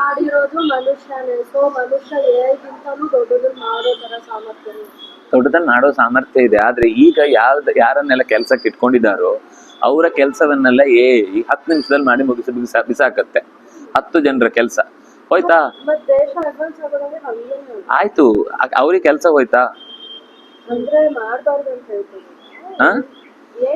ಅದೇ ಮಾಡಬಾರ್ದು ಅಂದ್ರೆ ಅದಕ್ಕೆ ನಮ್ಮ ಜುಟ್ಟನ್ನು ಕೊಟ್ಟಿರಬಾರ್ದು ಅಂತ. ಎಕ್ಸ್ಪ್ಲೋರ್ ಇನ್ನೂ ಬೇಕಾದಷ್ಟು ತರ ಆಗ್ಬೋದು, AI ಆಗಿ ಆಗ್ಬೇಕು ಅಂತಿಲ್ಲ. ನಾನ್ ಲಿಟ್ರಲಿ AI ಬಗ್ಗೆ ಹೇಳ್ತಾ ಇದ್ದೇನೆ. AI ಅನ್ನೋದು ನಮ್ಮದೇ ಬುದ್ಧಿವಂತಿಕೆಯ ಕೂಸು, ಆದ್ರೆ ಅದು ನಮ್ ಜುಟ್ಟು ಹಿಡ್ಕೊಂಡು ಆಟ ಆಡಿಸುತ್ತೆ. ಆಗಿದೆ, ಈಗಾಗ್ಲೇ ಲಕ್ಷಾಂತರ ಜನರ ಕೆಲಸ ಹೋಗ್ತಾ ಇದೆ, ದಿನದಿಂದ ದಿನಕ್ಕೆ ಕಮ್ಮಿ ಮಾಡ್ತಾ ಇದ್ದಾರೆ. ನಂಗೆ ಪ್ಲೇಸ್ ಗೊತ್ತಿಲ್ಲ, ಇಲ್ಲೇ ಬೆಂಗಳೂರಲ್ಲಿ ಒಂದು SBI ಬ್ಯಾಂಕ್ ಇದೆ. ಆ ಬ್ಯಾಂಕ್ ಅಲ್ಲಿ ಜನರೇ ಇಲ್ಲ.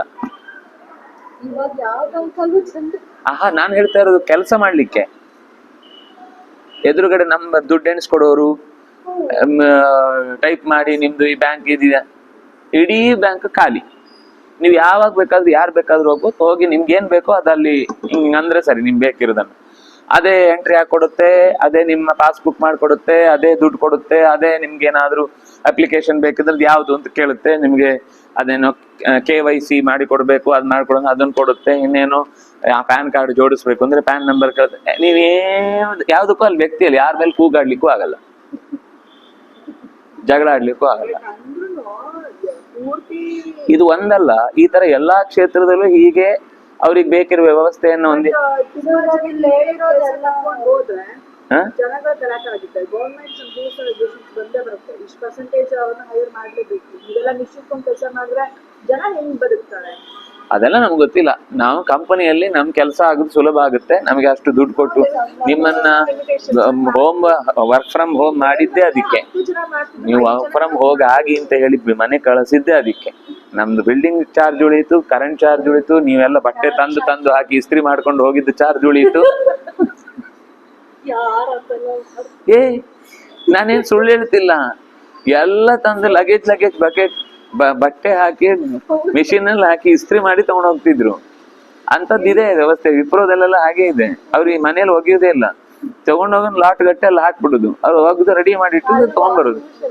ಹೌದು ಹೌದು, ಅಲ್ಲ ನಾನು ಹೇಳಿದ ಕಂಪನಿನೇ. ಕಂಪನಿಯಲ್ಲಿ ಅಡಿಗೆ ಮನೆ ಇರುತ್ತೆ, ಕಂಪನಿಯಲ್ಲಿ ಮಲ್ಕೊಳ್ಳೋ ಜಾಗ ಇರುತ್ತೆ, ಕಂಪನಿಯಲ್ಲಿ ಬೇಕಾದ ವ್ಯವಸ್ಥೆಗೆ ಬಟ್ಟೆ ಗಿಟ್ಟೆ ಎಲ್ಲ ವಸ್ತು ಸರಿ ಮಾಡ್ಕೊಳ್ಳಿ ವ್ಯವಸ್ಥೆ ಇರುತ್ತೆ, ಎಲ್ಲಾನು ಇದೆ. ನಾನು ಇದನ್ನ ಮಾಡಿದವರೇ ಹೇಳಿದ ಮಾತನ್ನ ಕೇಳಿ ಹೇಳ್ತಾರೆ, ನಾನು ಸುಮ್ನೆ ಊಹಿಸಿ ಹೇಳ್ತಿಲ್ಲ. ಯಾವ್ದೋ ಸಣ್ಣ ಪುಟ್ಟಲ್ಲಿ ಹಾಕ್ಬಿಟ್ಟು ಕಂಪನಿಯಲ್ಲಿ ಇಲ್ಲದೆ ಇರ್ಬೋದು, ಆದ್ರೆ ಆತರ ಅವ್ರು ಎಲ್ಲಾ ಚಾರ್ಜ್ಗಳನ್ನ ಇಡೀ ಬಿಲ್ಡಿಂಗ್ ಉಳಿದೋಯ್ತಲ್ಲ.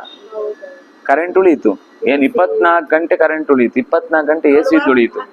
ಅವ್ರು ಅದೇ ತರ ಫೋನ್ ಪೇ ಮಾಡ್ಬೇಕಾದ್ರೆ ಹಂಗೆ ಮಾಡ್ತಾ ಇದ್ರು. ಈ ಜನಗಳು ತುಂಬಾ ಬುದ್ಧಿವಂತರು. 2-3 ಕಂಪ್ನಿ ಕೆಲಸ ಮಾಡ್ತಾರೆ, ಗೊತ್ತಾಯ್ತು. ಎಲ್ಲ ಬ್ಯಾಂಕ್ ಇಟ್ಕೊಂಡು ಆಫೀಸಿಗೆ ಬಂದಿತ್ತು. ಅದೇ ಅವ್ರಿಗೆ ಎಷ್ಟು ಸ್ಟ್ರಿಕ್ಟ್ ಆಗಿ ವರ್ಕ್ ಫ್ರಮ್ ಹೋಮ್ ತೆಗ್ದಿದ್ದಾರೆ. ಅದೇ ಯಾವ್ದೋ ಕೆಲವು ಕಡೆ ತೆಗ್ದಿದ್ದಾರೆ, ಎಷ್ಟೋ ಕಡೆ ಕೆಲಸನೇ ಹೋಗಿದೆ. ಬರುದೇ ಬೇಡ, ವರ್ಕ್ ಫ್ರಮ್ ಹೋಮ್ ಅಲ್ಲ, ವರ್ಕ್ ಫಾರ್ ಹೋಮ್ ಮಾಡಿ ಅಂತ. ವರ್ಕ್ ಫ್ರಮ್ ಹೋಮ್ ಬೇಡ, ವರ್ಕ್ ಫಾರ್ ಹೋಮ್ ಮಾಡಿ, ಅಲ್ಲೇ ಇದು ಬಿಡಿ ಕಳಿಸ್ಬಿಟ್ಟಿದ್ದಾರೆ.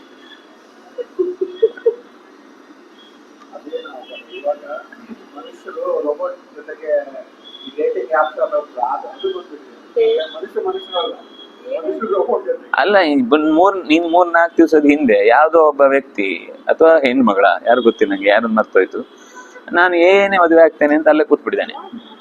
ಅದು ಚಾಟ್ ಮಾಡಿ ಮಾಡಿ ಮಾಡಿ ಮಾಡಿ ನನ್ನ ಎಲ್ಲ ಭಾವನೆಗಳನ್ನ ಅದು ಪ್ರತಿಯಾಗಿ ಚೆನ್ನಾಗಿ ಉತ್ತರ ಕೊಡುತ್ತೆ ಅಂತ. ಹೌದು, ಅದನ್ನೇ ಹೇಳಿದ್ದು, ಅದೇ ಹುಚ್ಚರು ಅಂತ ಹೇಳಿದ್ದು. ಹುಚ್ಚರೇ ಆಯ್ತು.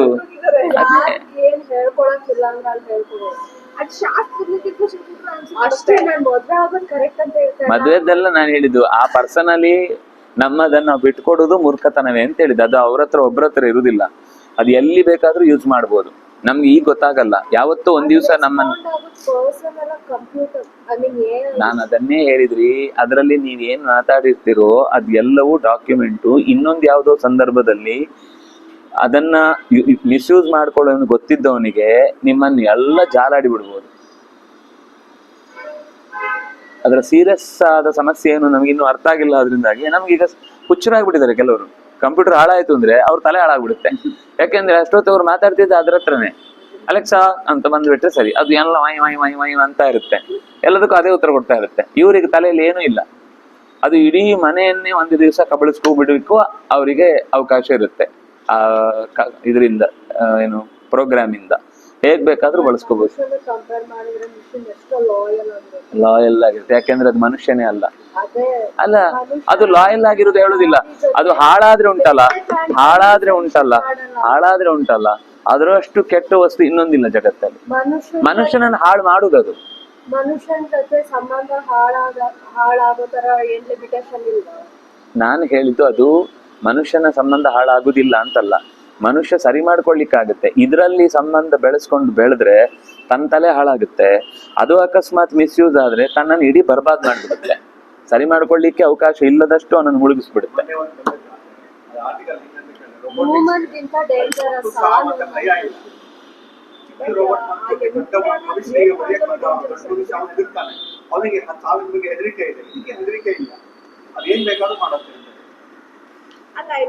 ಅದಕ್ಕೆ ಭಾವನೆಗಳಲ್ಲಿ ಇರುವುದಿಲ್ಲ. ಅದರಿಂದಾಗಿ ನಿಮ್ಮನ್ನ ನಾಳೆ ನೀವು ಅದಕ್ಕೆ ಒಮ್ಮೆ ಅಡಿಕ್ಟ್ ಆಗಿಬಿಟ್ರೆ ನಾಳೆ ನೀನು ಅವನನ್ನು ಹೊಡಿ ಅಂತ ಹೇಳಿದ್ರೆ ಇವನು ಹೋಗಿ ಹೊಡಿತಾನೆ. ಎಷ್ಟು ಮಿಸ್ಯೂಸ್ ಮಾಡ್ತಾರೆ, ಎಷ್ಟು ಆಟ ಆಡ್ತಾರೆ ಫೀಲಿಂಗ್ಸ್ ಜೊತೆ, ಎಷ್ಟು ಬಳಸ್ಕೋತಾರೆ. ಆತರ ಏನು ಇದು ಕೂಡ ಟೆಕ್ನಾಲಜಿ ಶಸ್ತ್ರ. ಅಂದ್ರೆ ನಾನೇನ್ ರಿಲೇಶನ್ಶಿಪ್ ಇಟ್ಕೋಬೇಕಂತ ಹೇಳ್ತಾ ಅಲ್ಲ ರೀ, ಮೋಸ ಮಾಡಲ್ಲ ಹೇಳಿದ್ರಲ್ಲ. ಅಲ್ಲ ಅಂತ ಮಾತ್ರ ಇಲ್ಲ ಇಲ್ಲ ಇಲ್ಲ, ಉಲ್ಟಾ ಹೇಳ್ತಾ ಇದ್ರಿ. ಮನುಷ್ಯ ಮಿಷನ್ ಅಂತ ಅಲ್ಲ, ಅದು ಅಸ್ತ್ರ ಇದ್ದಾಗ ಒಳ್ಳೋರ್ ಕೇಳಿದ್ರೆ ಒಳ್ಳೆ ರೀತಿ ಯೂಸ್ ಆಗುತ್ತೆ, ಕೆಟ್ಟೋರ್ ಕೇಳಿದ್ರೆ ಕೆಟ್ಟ ತರ ಯೂಸ್ ಆಗುತ್ತೆ ಅಷ್ಟೇ. ನೀವು ಕೆಟ್ಟವರಲ್ಲ ರೀ, ಮಿಷಿನ್ ನಿಮ್ಮನ್ನ ನಾಳೆ ಒಬ್ಬನನ್ನ ಕೊಲ್ಲು ಅಂತ ಹೇಳುತ್ತೆ, ಮಾಡ್ತೀರಾ? ಅದು ಬ್ಯಾಡ್ ನಿಮ್ಗೆ ಗೊತ್ತೇ ಇಲ್ಲ ಅದ್ರದ್ದು ಏನು ಬ್ಯಾಡ್. ಯಾಕೆ ಹೇಳುತ್ತೆ ಅಂದ್ರೆ ಹದವಾಗಿ ಅದನ್ನು ಬಳಸ್ಕೊಳ್ತಾರೆ ಬೇರೆಯವರು. ಅದು ಒಂದು ಕಂಪನಿ ಇದ್ದು ತಾನೆ. ಚೈನಾದಲ್ಲಿ ಒಬ್ರು ಯಾರೋ ಹೋಗಿದ್ದಾರೆ, ಪರ್ಸನ್ ಅದೊಂದು ಚಿಕ್ಕ ರೋಬೋಟ್ ಬಂದ್ಬಿಟ್ಟಿದೆ, ಅದು ಹೊಡೆಯಕ್ ಬಂದಿದೆ ಇವನಿಗೆ. ಇವನು ಅದನ್ನ ಕಂಟ್ರೋಲ್ ಮಾಡೋ ಬದಿಗೆ ಇದು ಓಡೋಗಿದ್ದಾನೆ ಮೇಲೆ. ಅದೇ ಇವ್ರಿಗೆ ಹೆದರಿಕೆ ಮರ್ಯಾದೆ ಇದೆ, ನಾನು ಸತ್ರೆ ಅಂತ ಅವನಿಗೆ ಹೆದರಿಕೆನೇ ಇಲ್ಲ, ಅದು ಹೊಡೆಯುತ್ತೆ ಇವ್ರಿಗೆ.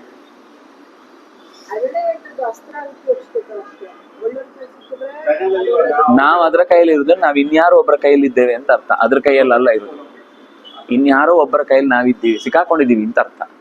ಮತ್ತೆ ಅಲ್ಲಿಂದ ವಾಪಸ್ ಬರ್ಲಿಕ್ಕೆ ಆಗಲ್ಲ. ನಮ್ಮ ಕೆರಿಯರ್ ಬಗ್ಗೆ ಅದಕ್ಕೆ ಏನ್ ಗೊತ್ತಿರುತ್ತೆ ಅಷ್ಟರಿಂದ ನಮ್ಮ ಇಡೀ ಬದುಕನ್ನೇ ರೂಯಿನ್ ಮಾಡ್ಬೋದು ಅದು. ಯಾಕಂದ್ರೆ ನಮ್ಮ ಈಗ ಸಣ್ಣ ಪುಟ್ಟ ಜೀವನ ನಡೆಸೋನಿಗೆ ಅಷ್ಟು ಒಂದೇ ಸರ್ತಿಗೆ ಅವರಿಂದ ಏನು ಇವನಿಂದ ಏನು ಅವ್ರಿಗೆ ಲಾಭ ಇಲ್ಲ ಅಂದ್ರೆ ತೊಂದರೆ ಆಗ್ಲಿಕ್ಕಿಲ್ಲ. ಆದ್ರೆ ಯಾವುದೋ ಒಂದು ಕಂಪನಿಯಲ್ಲಿ ಇವನೇನೋ ಮೋಸ ಮಾಡ್ದ, ಅವರಿಗೆ ಆಗುದಿಲ್ಲ ಅಂತ ಎದುರು ಉತ್ತರ ಕೊಟ್ಟ, ಮೋಸ ಅಲ್ಲ, ನನ್ಗೆ ಆಗುದಿಲ್ಲ, ನನಗೆ ಈ ಕೆಲಸ ಆಗುದಿಲ್ಲ ಅಂತ ಅವನ ಆ ಕಡೆ ಹೋದ ಅಂದ್ರೆ ಇಷ್ಟು ದಿವಸ ಅವನು ಏನ್ ಈ ಕಂಪ್ಯೂಟರ್ ಅಲ್ಲಿ ಮಾಡ್ತಿರ್ತಾನೆ ಅದು ಅದಕ್ಕೆ ಅಸ್ತ್ರ. ಆಮೇಲೆ ನೆಕ್ಸ್ಟ್ ಅವನ ಅಲ್ಲಿಯೂ ಕೆಲಸ ಮಾಡ್ಲಿಕ್ಕೆ ಬಿಡಲ್ಲ. ಅಥವಾ ಅವನ ಎಲ್ಲ ಇಲ್ಲಿ ಮಾಡಿದ ಅವ್ಯವಸ್ಥೆಗಳನ್ನ, ಇಲ್ಲಿ ಏನೋ ಮಾತಾಡಿದ ಪರ್ಸನಲ್ ವಿಷಯಗಳನ್ನ ಎಲ್ಲ ಅದು ಅಲ್ಲಿ ಓಪನ್ ಮಾಡಿ ಕೊಡುತ್ತೆ. ಆಗ ನಿಮ್ಮ ಬಗ್ಗೆ ಭಾವನೆ, ಪ್ರೀತಿ ಯಾವುದನ್ನು ತೋರಿಸಲ್ಲ. ಅದು ಮೋಸನೂ ಮಾಡುದಿಲ್ಲ, ಆದ್ರೆ ನಿಮ್ಮನ್ನ ಪ್ರೀತಿನೂ ಮಾಡುದಿಲ್ಲ. ಇದು ನೆನಪಿರ್ಬೇಕು ನಮಗೆ. ಅದು ಪ್ರೀತಿ ಮಾಡುದಲ್ಲ, ಅದು ಮೋಸ ಮಾಡುದಿಲ್ಲ ಅಂದ್ರೆ ಅಷ್ಟೇ ಅದಕ್ಕೆ ಪ್ರತಿಯಾಗಿ ಪ್ರೀತಿನೂ ಮಾಡಲ್ಲ ಅನ್ನೋದು ಗೊತ್ತಿರ್ಬೇಕು ನಮ್ಗೆ. ಆತರ ಮಾನ್ಸ್ಟರ್ಸ್ ನೋಡಿದ್ರೆ ಸಿಗರೇಟ್ ಕೂಡ ದೊಡ್ಡ ಡೇಂಜರ್ ಅದು. ಅದು ಮೂಲೆನೇ ಮಾಡಿದ್ದಾರೆ. ಏನು ಏನ್ ಹೇಳ್ತಾರೆ, ವೈರಸ್ ಸಾಕು, ಅವ್ರೊಬ್ರು ಸಫರ್ ಆಗಲ್ಲ. ಅವ್ರ ಕ್ಯಾನ್ಸರ್ ಅದು ಎಷ್ಟೋ 45% ಇಲ್ಲ. ಹ್ಯೂಮನ್ ಬೀಯಿಂಗ್ಸ್ ಗಿಂತ ಅದು ಡೇಂಜರ್ ಆಗಕ್ ಸಾಧ್ಯನಾ ಅನ್ನೋದೇ ನನ್ ದೊಡ್ಡ ಸಾಧ್ಯತೆ ಇದೆ. ನಾರ್ಮಲ್ ಬೇರೆ ಅನಿಮಲ್ಸ್ ಕೂಡ ಹ್ಯೂಮನ್ ಬೀಯಿಂಗ್ಸ್ ಜೊತೆ ಫ್ರೆಂಡ್ಶಿಪ್ ಮಾಡಲ್ಲ, ಅಷ್ಟು ಡೇಂಜರಸ್ ಹ್ಯೂಮನ್ ಬೀಯಿಂಗ್. ಹೌದು, ನಾನು ಹ್ಯೂಮನ್ ಬೀಯಿಂಗ್ ಡೇಂಜರ್ ಅಲ್ಲ ಅಂತ ಹೇಳಿಲ್ಲ, ಅದಕ್ಕಿಂತ ಅದರಿಂದನೇ ಇನ್ನೂ ಡೇಂಜರ್ ಅದು. ಮನುಷ್ಯನೇ ಮಾಡಿರುವುದಾದ್ರಿಂದ ಇನ್ನೂ ಡೇಂಜರ್ ಅದು ಅಷ್ಟೇ. ಯಾಕೆಂದ್ರೆ ಒಂದು ದೇಶದಿಂದ ಇನ್ನೊಂದು ದೇಶಕ್ಕೆ ಪರಸ್ಪರ ಯಾವಾಗ್ಲೂ ಯಾವುದೋ ಒಂದು ವಿಷಯಕ್ಕೆ ಪರಸ್ಪರ ಜಗಳ ಆಗೇ ಆಗುತ್ತೆ. ಆವಾಗ ನಮ್ಮ ದೇಶದ ಮೇಲೆ ಅವರು ಯುದ್ಧ ಮಾಡುವುದು ಬೌದ್ಧಿಕವಾಗಿ ಹೊರತು ಡೈರೆಕ್ಟ್ ಆಗಿ ಕ್ಷಿಪಣಿ ತಂದು ಹಾಕಲ್ಲ. ನಮ್ಮ ಪರ್ಸನಲ್ ಯಾವ ಡೇಟಾ ಇದೆ ಅದನ್ನು ಹಿಡ್ಕೊಂಡು ನಮ್ಮ ಒಳಗೇನೆ ಪರಸ್ಪರ ಜಗಳ ಆಡಿಸುತ್ತೆ. ನಿಮ್ಗೆ ಯಾವ್ದು ತುಂಬಾ ಕಾನ್ಫಿಡೆನ್ಷಿಯಲ್ ಅಂತ ಇಟ್ಟಿರ್ತೀರೋ ಅಂತದನ್ನ ನಿಮ್ಗೆ ಆಗದವ್ರಿಗೆ ತಗೊಂಡೋಗಿ ಕೊಡುತ್ತೆ. ನಿಮ್ಮ ಮಾತಲ್ಲಿ ನೀವೇನ್ ಮಾತಾಡ್ತಿರ್ತೀರಿ, ಅವ್ರ ಬಗ್ಗೆ ಕೆಟ್ಟದ್ದು ಮಾತಾಡಿದ್ರೆ ಅದು ಗೊತ್ತಿರುತ್ತೆ, ಅದಕ್ಕೆ ಜಸ್ಟ್ ಈ ಕಡೆಯಿಂದ ಆ ಕಡೆ ಶಿಫ್ಟ್ ಮಾಡಿಬಿಡುತ್ತೆ, ಮುಗ್ದೋಯ್ತು. ನೀವು 1 ಸೆಕೆಂಡ್ ಅಲ್ಲಿ ಕೊಲ್ಯಾಪ್ಸ್. ನಿಮ್ಗೆ ಏನ್ ಕಂಟ್ರೋಲೇ ಮಾಡ್ಲಿಕ್ಕೆ ಆಗಲ್ಲ. ನೀವು ಕಂಪ್ಯೂಟರ್ ಸುಟ್ಟಾಕಿ ಗುದ್ದಿ ಹಾಕಿ ಏನಾದ್ರೂ ಮಾಡಿ, ಅದು ಮೆಷಿನ್ ಅಲ್ಲಿಂದ ಎಲ್ಲ ಕಡೆ ಬೇಕಾದಲ್ಲಿಗೆ ಅದು ಪಾಸ್ ಆಗಿ ಹೋಗಿರುತ್ತೆ. ಅದು ನೀವು ಮಾತಾಡಿದ್ದು ಇಲ್ಲಿ ಇರುವುದಿಲ್ಲ, ನಿಮ್ಮ ಕಂಪ್ಯೂಟರ್ ಅಲ್ಲಿ ಇರುವುದಲ್ಲ, ಅದ್ರ ಜಾಗನೇ ಬೇರೆ ಇರುತ್ತೆ. ನೀವು ಅದನ್ನ ಎಷ್ಟು ಅಳಿಸ್ಲಿಕ್ಕೆ ಟ್ರೈ ಮಾಡಿದ್ರೆ ಅದು ಅಳಿಸಲ್ಲ. ಅದು ಅಳಿಸುತ್ತೆ ಅಂದ್ರೆ ನಮ್ಮನ್ನ ಅಳಿಸುತ್ತೆ ಅಷ್ಟೇ ಹೊರತು ಅದು ಅಳಲ್ಲ, ಅದು ಅಳಿಯುವುದೂ ಇಲ್ಲ. ಸರಿ, ಒಟ್ಟು ಸಿಕ್ಕಾಪಟ್ಟೆ ಶಕುನಗಳನ್ನ ನಿರೂಪಣೆ ಮಾಡಿ ಒಂದೊಂದು ತರದ ನಕ್ಷತ್ರಗಳು ಒಂದೊಂದು ಕಡೆ ಇದ್ದಾಗ ಹೇಗಾಗತ್ತೆ ಅನ್ನೋದ್ರ ಬಗ್ಗೆನೇ ಸಿಕ್ಕಾಪಟ್ಟೆ ವಿವರಣೆಗಳನ್ನ ಇಲ್ಲಿ ಕೊಟ್ಟಿದ್ದಾರೆ. ಅಲ್ಲಿಗೆ 3ನೇ ಅಧ್ಯಾಯ ಮುಕ್ತಾಯ ಆಗುತ್ತೆ. 4ನೇ ಅಧ್ಯಾಯದಲ್ಲಿ ವ್ಯಾಸರು ಹೋದ ಮೇಲೆ ಸಂಜಯ ಧೃತರಾಷ್ಟ್ರನನ್ನು ಕುರಿತು ಕೆಲವು ವಿಷಯಗಳಿಗಾಗಿ ಮಾತಾಡ್ತಾನೆ.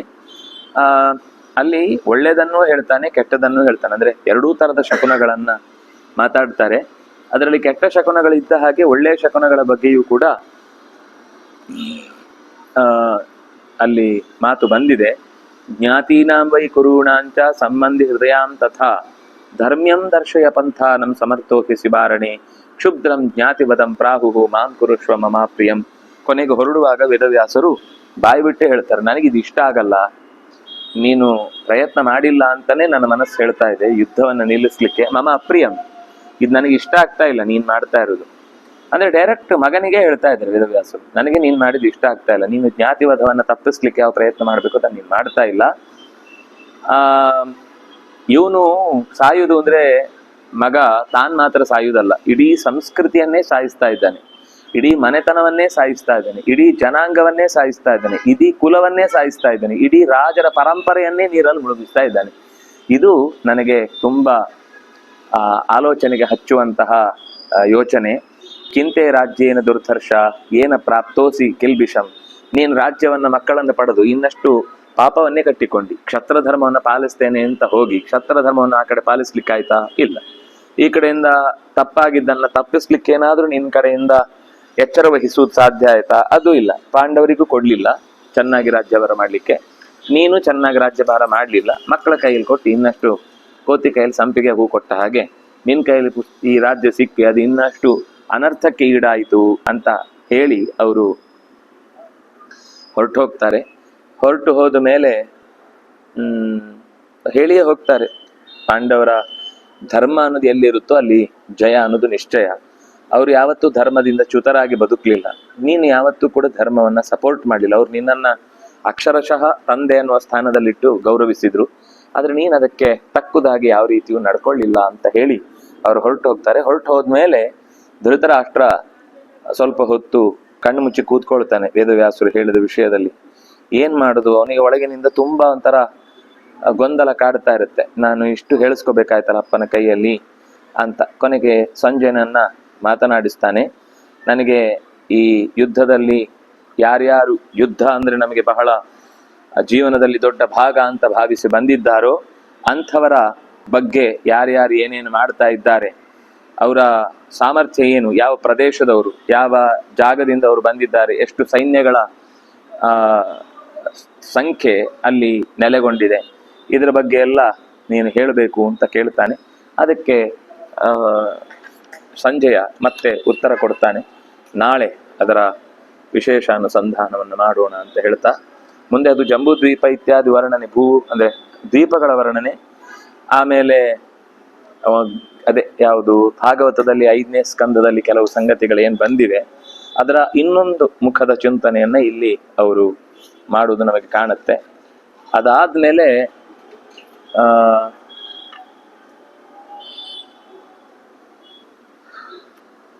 ಸುಮಾರಿದೆ ಸಂಗತಿಗಳು. ಪ್ರತ್ಯೇಕ ದ್ವೀಪಗಳು ಏನು, ಆಮೇಲೆ ಜಂಬೂದ್ವೀಪದಲ್ಲಿ ಜಂಬೂದ್ವೀಪದಲ್ಲಿ ಬಂದ 9 ವರ್ಷಗಳು, ಆ 9 ವರ್ಷದಲ್ಲಿರುವ 9 ಪರ್ವತಗಳು, 9 ನದಿಗಳು, 9 ಮಧ್ಯದ ವಿಭಾಗಗಳು, ಅಲ್ಲಿ ದೇವತೆಗಳ ಹೆಸರನ್ನೆಲ್ಲ ಹೇಳಿ ಭಗವಂತನನ್ನ ಹೇಗೆ ಉಪಾಸನೆ ಮಾಡ್ತಾರೆ ಅಂತ ಹೇಳ್ತಾರೆ. ಅದರ ಕಿಂಚಿತ್ ಪ್ರಯೋಗ ಅಂತ ಅನ್ನೋದು ಇಲ್ಲಿ ನಿರೂಪಣೆ ಆಗಿದೆ. ನಾಳೆ ಅದರ ಅಂಶವನ್ನ ಗಮನಿಸೋಣ ಅಂತ ಹೇಳ್ತಾ ಶ್ರೀಹರಿಪ್ರಿಯತಾಂ ಶ್ರೀಕೃಷ್ಣಾರ್ಪಿತಂ ಅಸ್ತು.